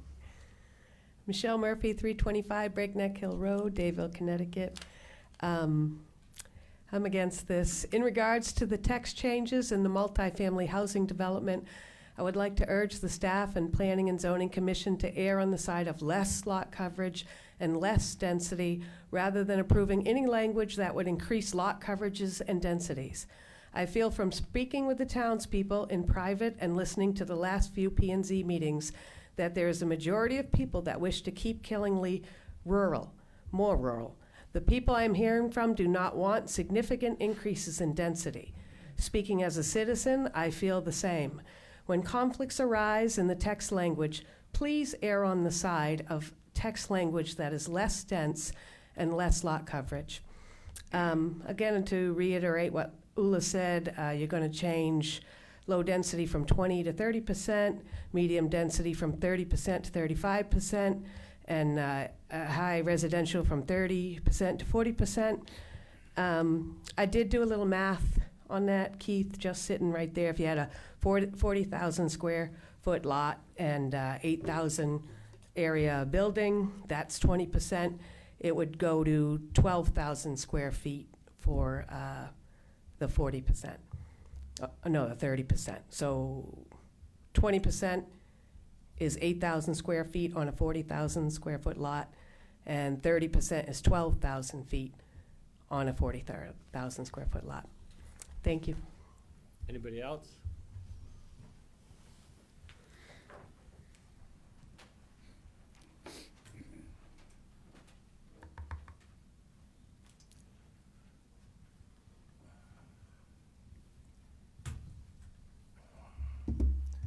John LaBelle, 57 Island Road, Dayville, Connecticut. As I went through the proposed regs, I found I'm not sure if it's a statute or not, but what it states is the absence of proposed locations contemplated by applicant in the public notice renders such notice insufficient. I'll provide that for you. I'm not sure what that means.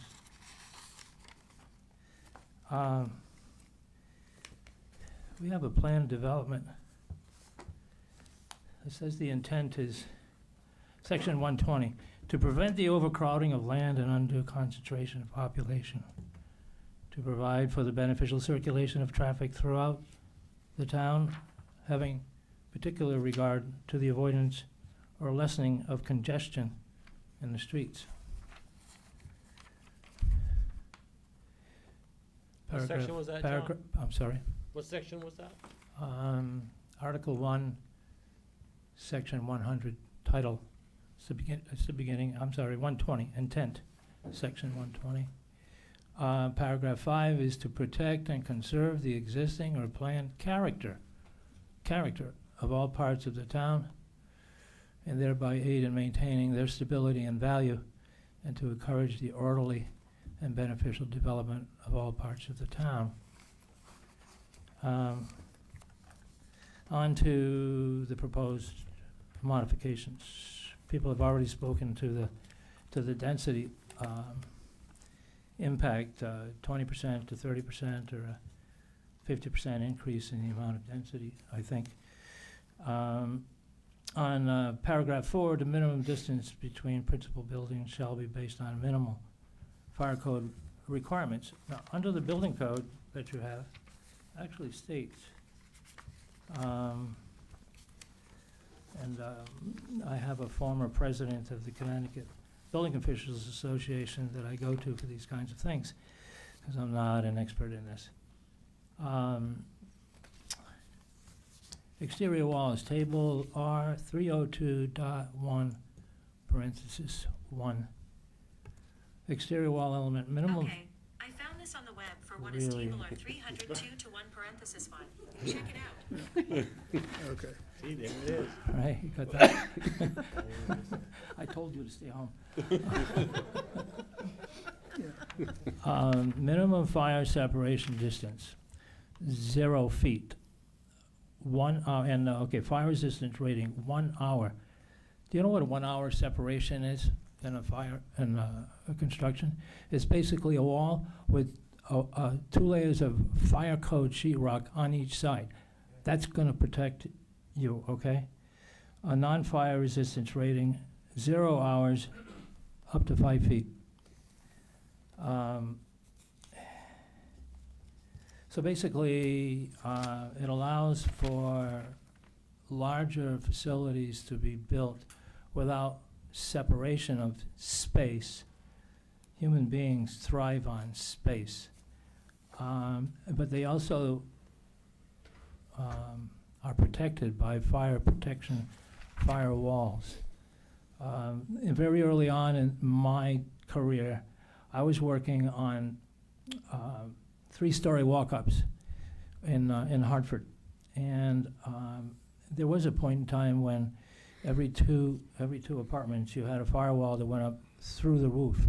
And that was either 2-hour or 3-hour protection. In other words, you would be able to, in theory, be able to coexist on one side of that wall while a fire was going on for the amount of time that that wall says it protected you.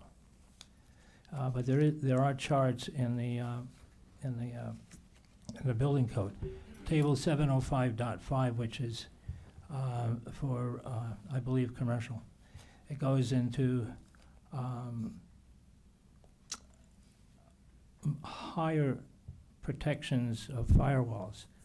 However, I have a question. In terms of, this says low-density zone. Can I borrow that a second?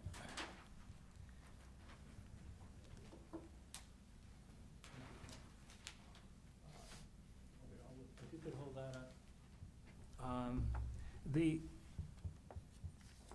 These are the zoning maps of Killingly. One is for Killingly in general.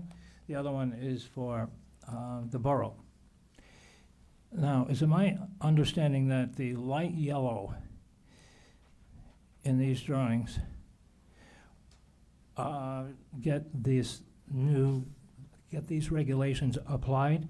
So that's the overall Killingly, I believe, yes. And the other one, Frank, if you could show the second one.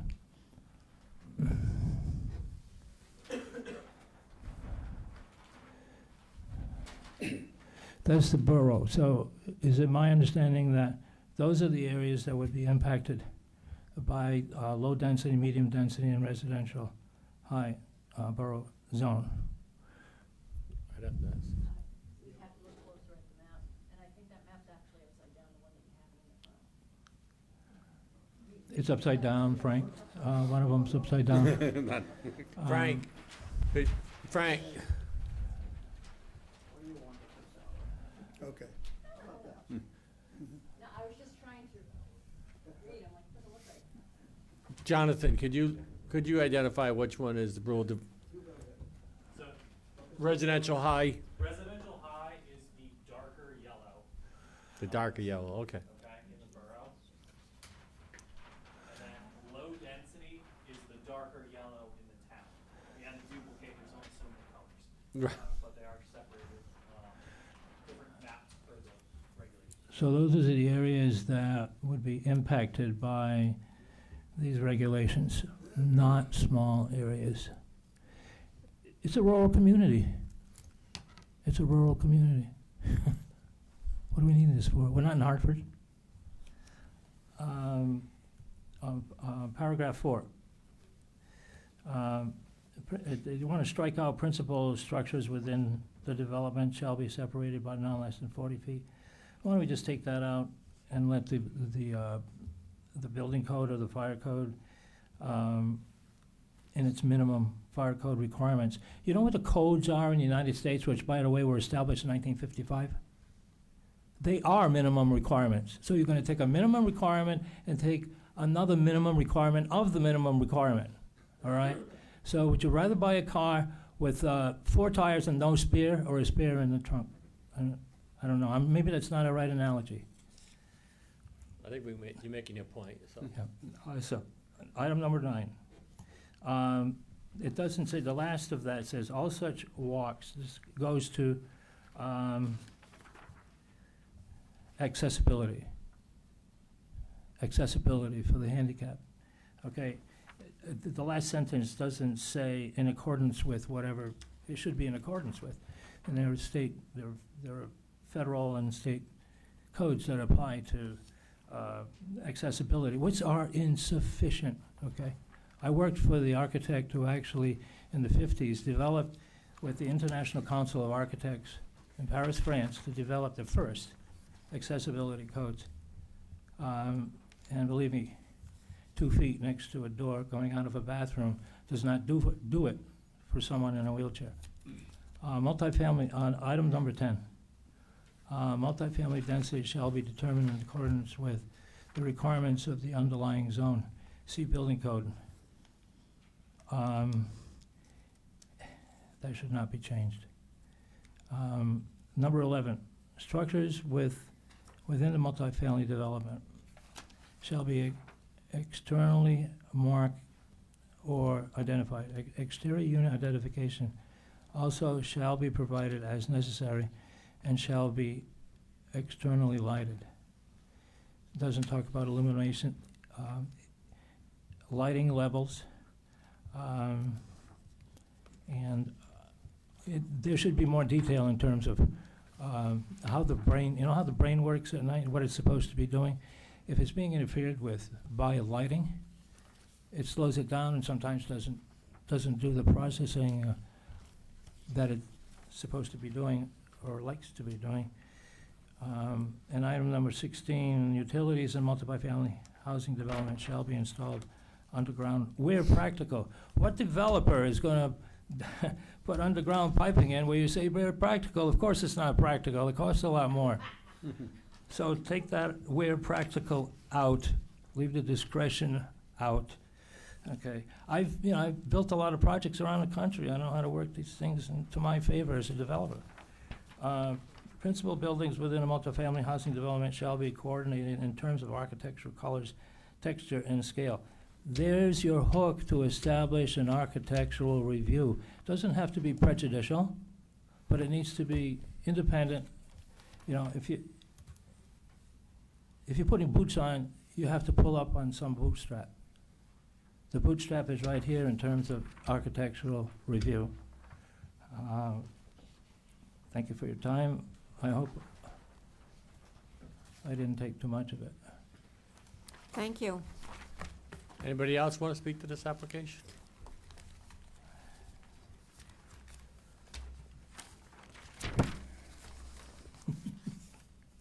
Sorry, go home. Oh, by the way, one other thing. Look up, May 1985, the stadium fire. This is classic. NFPA uses this as a training tape for the people involved in safety. Bradford City and Lincoln City. Shows a stadium. The start of the fire, there's a wisp of the fire that starts.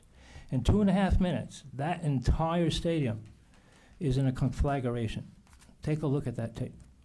And then go back and look at separation of buildings, fire separations, fire safety. People die very, very quickly. It only takes 2.5 minutes. I know that personally. Thank you.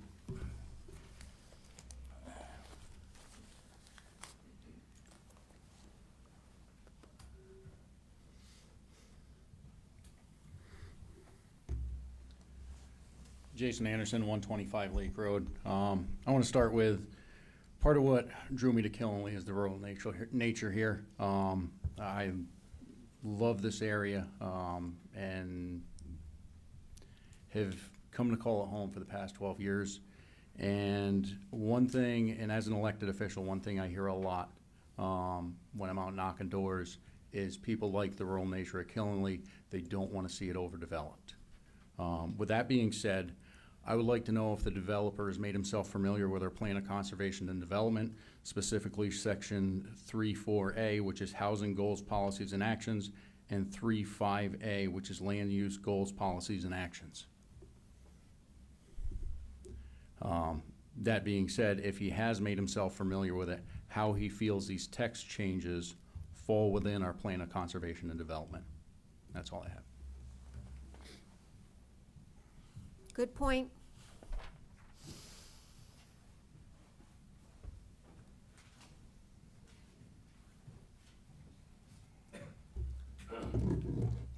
Ed Grandelski, Upper Maple Street, Dayville. This is rural Killenly, not urban Bridgeport. These changes belong in a heavily developed urban community, not here. So to propose 30% in low density from 20%, that's a 50% increase. So when you do 50%, that's just, you're saying only it's 10% from you going from 30 to 20, but the actual increase is a 50% increase what your standard is. Then you're going into medium density, you're going from 30% coverage to a 35% coverage. That's 16% overall increase. And in borough high density, 30% to a 40% coverage. That's overall 33% increase. So you just look at those increases. Where do you get those type of things? If you want to increase your density, you do it in smaller increments. But this is totally unacceptable. Now, the separation between buildings. Again, we have rural volunteer fire departments, not paid 24/7 at the fire station ready personnel. So if you have what these gentlemen are talking about, 5%, 5 feet per the building code, that doesn't give anybody a chance. I think the 40-foot should stand on its own. There's no question. It's 40 feet. But in the beginning, when this was proposed, we want to clarify. These changes are supposed to clarify what is in this document now. Well, 40 feet is very clear. Per the building code requirements, I don't know where that is. That's way out there somewhere. There's no clarity whatsoever. Also, on if we're looking at changes, I look at number 16, and John just talked about this. Utilities in a multi-family housing development shall be installed underground where practical. Well, we got to take the where practical out. Now, if you're in this per item 1, we're supposed to have public water, public sewer, probably public gas. Those are all underground. So all of a sudden, because we want power, phone, and cable, so they can go overhead. Well, there's no exception. If these guys go underground, then the rest of them go underground. So I think if there should be a change, that where practical should be taken out. Then again, if they were going for more density, what about fire suppression? I don't see any changes to go to fire suppression to give the fire departments and the fire personnel half a chance. But then again, when you look at fires that we've had recently, the fire on Route 21 last year and the fire at Blueville, insufficient water pressure, capacity, and whatnot. We need sufficient water. Now, when you go to your fire insurance carrier, your homeowner's insurance, if you're within 1,000 feet of a hydrant, you get a break. It doesn't say that the hydrant has to have what capacity. It just, and then again, if we're going to increase density on the buildings, that means increased density on the sidewalks, that means increased density on the driveways and roadways. Well, so what about the on-site retention basins? And And then again, these are gonna be multifamily with kids, so we should design the retention basins. What are you gonna do? You have a swampy area, now you gotta have some kind of a design around it. You know, this thing has a lot to be desired. As it is, never mind the changes that are proposed. So most of these, I'm not in favor of any of it. Thank you. Anybody else want to speak to this application?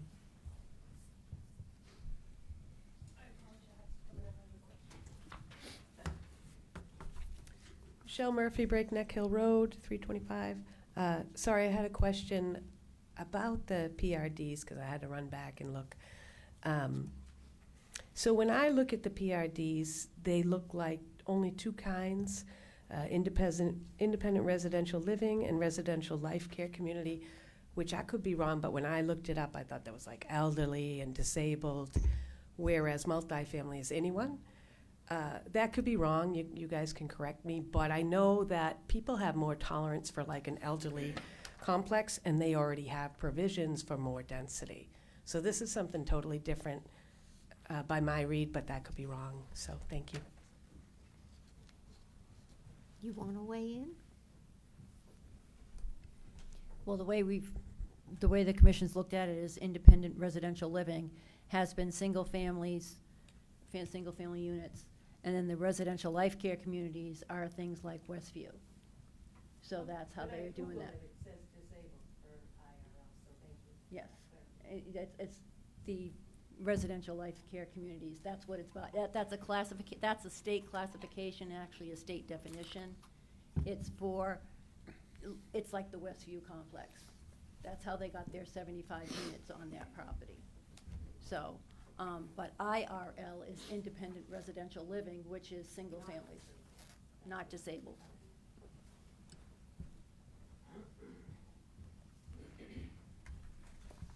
Okay, anybody else from the public? Commissioners? Mike? Virgil? I'm fine. John? Yeah, I do. I've got three things that I'd like to mention. Now, we've got a provision in here for cluster development, for example. And I've mentioned this before, and I don't remember exactly where I read it, but I think it was something that the state had posted. And one of the things it stated that in considering cluster development, zoning, the Planning and Zoning Board should consider and almost require that they be located next to public water, public sewer, because of the volume. Now, again, you're advocating that we could have a private water supply. We know what a disaster in Killenly it's been with our public water supply at the new high school, rather than city water. And there's a fire issue involved in there too. We look at our own authority, Article 1, about, what the planning and zoning is supposed to be doing for the community. You look at Section 120 of it, to provide adequate light, air, privacy, to prevent overcrowding, to beneficiary circulation of traffic, etc. Secure safety, food, fire, whatever, to protect and conserve the existing or planned character of all parts of the town. To provide a guide for public policy and action that will facilitate economic provisions, maximize conflicts among users, homeowners, construction, whatever. To protect inland wetlands, we've got an authority to look after that, and to provide for health and safety of the community. When you talk about this separation for fire, that's ambiguity. That's a lawyer's heaven. I mean, that could be argued 100 different ways in order to try to get what they want from a planning and zoning in order to go forward with a development. I mean, we would be going against our own intent of planning and zoning with a proposal such as this, where we're taking something and we're carving it up for a select group in order to get what they want within the community. And in all cases, or in the majority of cases, they're not even a part of this community. They're in here looking to develop, make a profit and exit. So this is a part of what I mentioned earlier. There are citizens in this community that show up at these hearings whenever there's a development such as the one that we heard this evening, and they're beside themselves because they know that that if the regulation that we have, if the applicant meets them, there's no way that you can deny them. So you're going to loosen the regulations in order to accommodate people that want to come in from the outside and develop? I mean, I don't think it makes sense to me. And I think it's contrary to what this planning and zoning should be doing for this community. Maybe I should have gotten up there at the mic to make this thing. I don't know. But, Brian, anything else? So we're good. Commission, staff? Anybody from the public again? Bruce, any other comments? Yeah, so I've been hearing everybody speak, and it's clear that there are a number of things, coverage most notably, that are very onerous to not only the public but the commission itself. And I'd like to request that we keep the public hearing open so we can go back and look at what we've proposed here and try and get it more in keeping with the current regulations. Still get the clarification, but maybe get the coverage requirements where they belong, and the same thing with separating distances on the buildings. Those seem to be the two biggest items, and I think we need to take another look at that. So with the commission's permission, I'd like to keep it open so that we can analyze it and modify it to be more palatable. Okay. I don't think there's no vote for required for that, right? Is there? What's that? Okay. No, we're just, all right, so we got to vote on a continuation.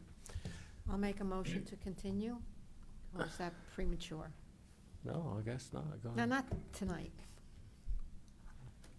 I mean, I was just trying to, Move on. yeah. Any other comments from anybody else? I'm looking around the whole room.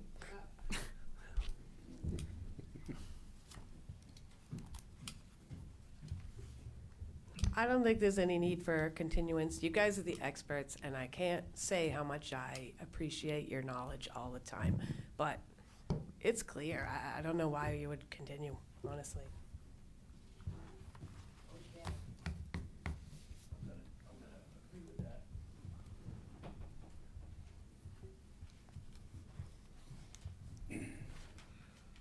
Hello, Board. Tom Egan, 108 Stone Road, Dayville. I agree with the gentleman here, and there should be no need for a continuance. We should close it and keep it the way it is. What was the last name again for that? Egan. Egan. E-G-A-N.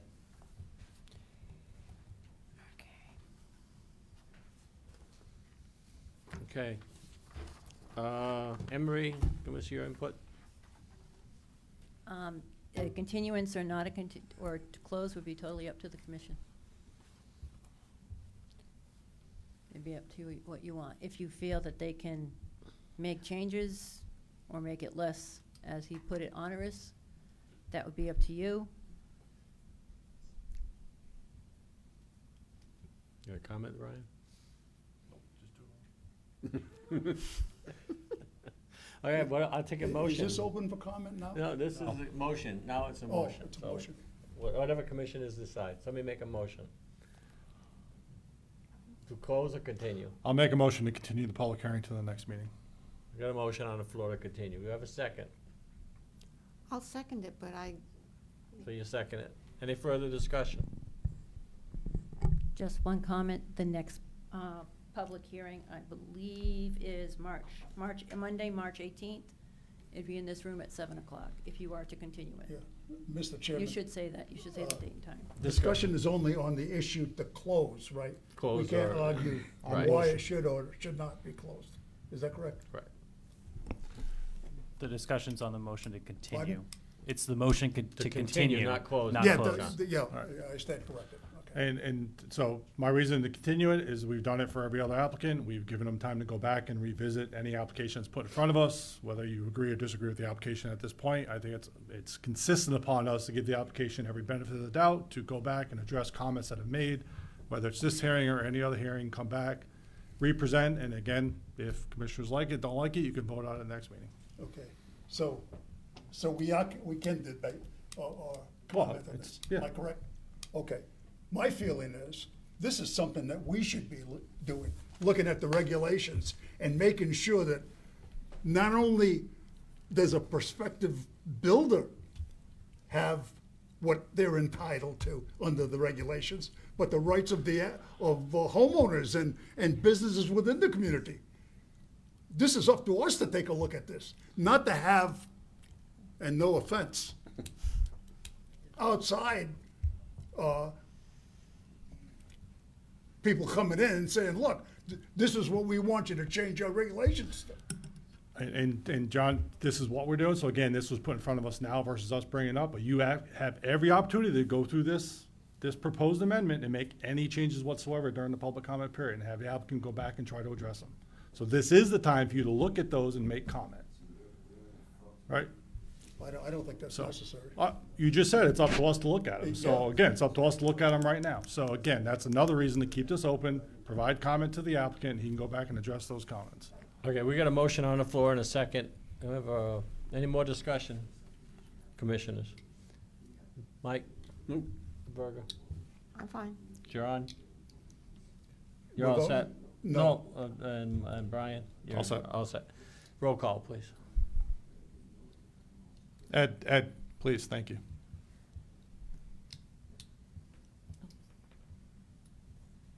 John Sarantopoulos, No. Brian Card, Yes. Michael Huco, Yes. Virga Lawrence, Yes. and Keith Thurlow. Yes. Motion carries 4-1.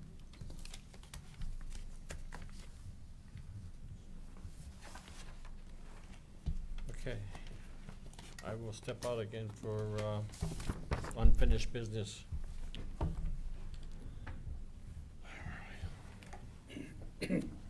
All right, unfinished business, special permit application 23-1322, JPF Rentals, 18 Ware Road and 21 Pineville Road. How does the commission find?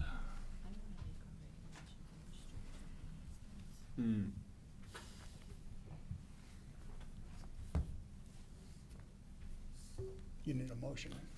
Need a motion to approve, Yeah. deny, approve with conditions? I make a motion to approve it with all the stipulations that we've added. Okay. You want me to read them all? Anything with a star. Pardon? Anything with a star. Yeah. That should be my recommended conditions. All but- right. I got a few. Let's see if we're bad. Yeah, why don't you read those into the record now? Some of us are getting old. All right, John Sarantopoulos' motion to approve with the following conditions.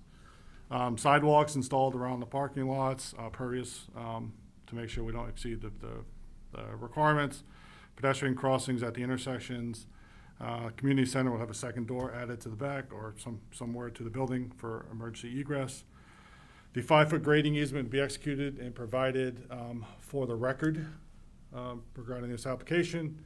That the 18-inch CMP, if accounted, will be, the applicant will contact the Killing engineer and add notes to the sheets such as that, so to make sure you do. The paving details will be modified consistent with the engineer specifications. An anti-tracking pad along Pineville Road will be needed, and that recycling receptacles will be added to the solid waste locations. Exactly. Are you all So- set with the fire marshal comments? I know you said on the staff was, I've talked to him. I talked to the fire marshal, so. you included the town engineers, that's included. The paving. Yes. Yeah. Yes. Yeah, okay. So that's John's motion with his conditions? Yes, Do we yeah, have a thanks. second Okay. on those? Second. Or a second by Verga? Do we have any discussion on those? Or any amendments needed for anything missing? You covered them all. Nope, all set? Yep. All right, roll call, please. Michael Huco, Yes. Virga Lawrence. Yes. John Sarantopoulos. Yes. Brian Card. Yes. Motion carries unanimously. Thank you.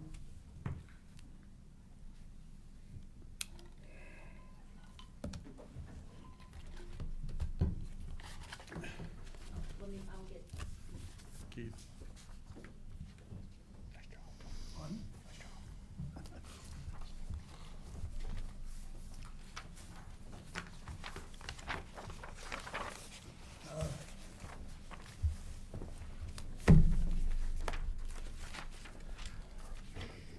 Okay, special permit application 24-1328, Austin Knoll, Fred Schramm landowner, 427 Chestnut Hill Road, JS map 66, lot 14, rural development, home occupation, welding and fabrication business out of a garage. Can I have a motion, please? Make a motion to approve application. Do I have a second? Yes. Motion by Brian, second by Berger. Any further discussion? Roll call, please. Virga Lawrence. Yes. John Sarantopoulos. Yes. Brian Card. Yes. Michael Huco. Yes. And Keith Thurlow. Yes. Motion carries unanimously. Here you go, sir. Congrats. Okay, Can I just mention to him, there will be a Austin? Austin, just to let you know, we have to advertise this decision, and there's a 15-day appeal period, okay? But we'll send you a note on all that.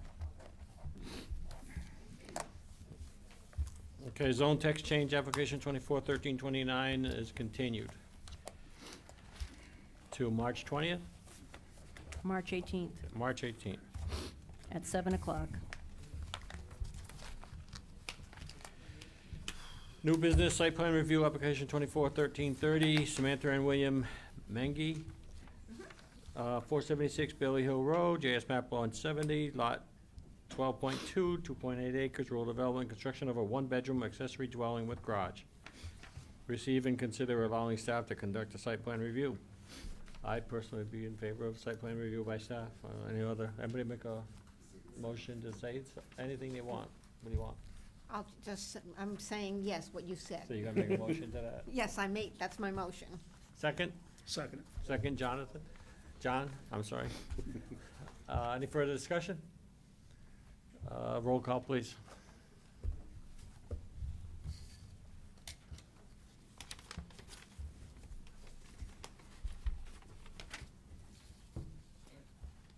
Brian Card. Yes. Michael Huco. Yes. Virga Lawrence. Yes. John Sarantopoulos. Yes. Keith Thurlow. Yes. Motion carries unanimously. Workshop schedule for March 18th to continue discussion of proposed revisions to plan. Minutes. I missed the minutes, okay. On the end of page 2. Oh, yeah. Adoption of minutes, regular meeting minutes, January 16th, 2024. Can I have a motion? I'll make a motion. Can I have a second? Second. Second by Brian. Berger makes the motion. Any discussion? All in favor, say aye. Aye. Opposed or abstentions? I abstain. I abstain. You, 2 abstentions. No Okay. workshop. Now, workshop schedule. Schedule a workshop for proposed revisions to the planned residential development regulations and proposed design standards. How did that come up? Maybe I'm not remembering something. That was, Brian had That was me. requested something. We were going to have a workshop in January, but due to the weather and whatnot in January, we didn't have it. You gonna be So- here for that? No, he was Gonna not. Work on it. So, this had to do with the definition of open space and application of Okay, open space, right, stuff like right, that. But right. I think, given John's comments, that we should definitely look at the regs, we should definitely move forward No, with it. I remember that now, okay. just a reminder, thank you. No, nothing needed there, right? Zoning practice, February correspondence? Everybody got their new books? Can I pretty just books? ask one quick question? Yeah. So we are gonna have that workshop at 6 o'clock? Yes, Okay, thank you. Next month. March 18th, whatever that is, 2024, Unless I'm out of town. unless he's out of town. I'll call it. You tell him. I'll zoom in. You tell him no. Letter from Crown Castle dated January 11th, notice of exempt modification for 280 Ross Road. Can you explain that? It's a notice of exempt modification for a tower. They want to Oh, change some, they're gonna install some new ones and they're gonna remove some old ones. okay. Just a letter, we don't need to do anything, right? Department reports. Jonathan? None. Ma'am? My wife wants all the details, so. On which ones? Economic development are coming up, so my wife wants all the details on one thing that's happening in town. Yeah, so. You can tell that. Okay, we're all waiting to hear. So on February 6th, the EDC Commission presented kind of an overview on brownfields and a capital stack of what it would take to get a brownfield remediated. And we also submitted benchmarks for the actions on the POCD pertaining to economic development. I'm partnering with Yukon TAB program, the Targeted Brownfield program, and we're featuring it every day is Earth Day at the library, geared towards 6 to 12-year-olds at the library for eco-friendly activities and for them to understand a little bit more about the environment that they live in. On Friday mornings, most Friday mornings for the next 6 weeks, I will be hosting drop-in hours regarding brownfields. People, citizens who have questions of what they are, what's being done, what the process is, and how they can get involved in the community in helping to remediate these sites. So is there something that's already been done showing on a map where the brownfields are? So right now, we have a website, a landing page dedicated to brownfields. So when you land on that page, there's a QR code, and for people who don't use QR codes, there's a website link you can go to. And it But is it on the town of Killingly? It is not on the town Killingly site. It's on the Yukon TAB program, but it's only for Killingly specific projects. So the first video will just be, what is a brownfield? You hear that word. And then as we go through remediation and various stages of remediation on these sites, we're looking for community engagement, ideas, how to get involved. There'll be a subcommittee out of the EDC Commission as part of the EPA grant program for involvement. So is there already a good reason for you to, let's say, send to us a link to where we can get the information, or is that premature? There is just, that page is active right now. Is that what you're asking? I want the, www.where is it? Yep, I can go print off a copy for you. Okay, great, thank you. Or she can send me it and I can send it to you by email. Yes, that's Or even I'll better, give saving her- paper. Yeah. I'll give her your email and she can send it directly We to you. usually have a stack right here, so people can grab them, but I'll make sure we have Okay, the link. okay. That is all I have to report. Can I motion to adjourn? No. One other thing. I'm sorry, Ulla. I apologize. So our town council meeting was postponed because of snow, so it's tomorrow. And from the special town council meeting, Jill already went over that. She went over brownfield remediation development. And that's it. Bravissimo. Now? Motion to adjourn. You got one. Second? All in favor? Aye. Adjourned. So, Jill, did Canterbury vote on the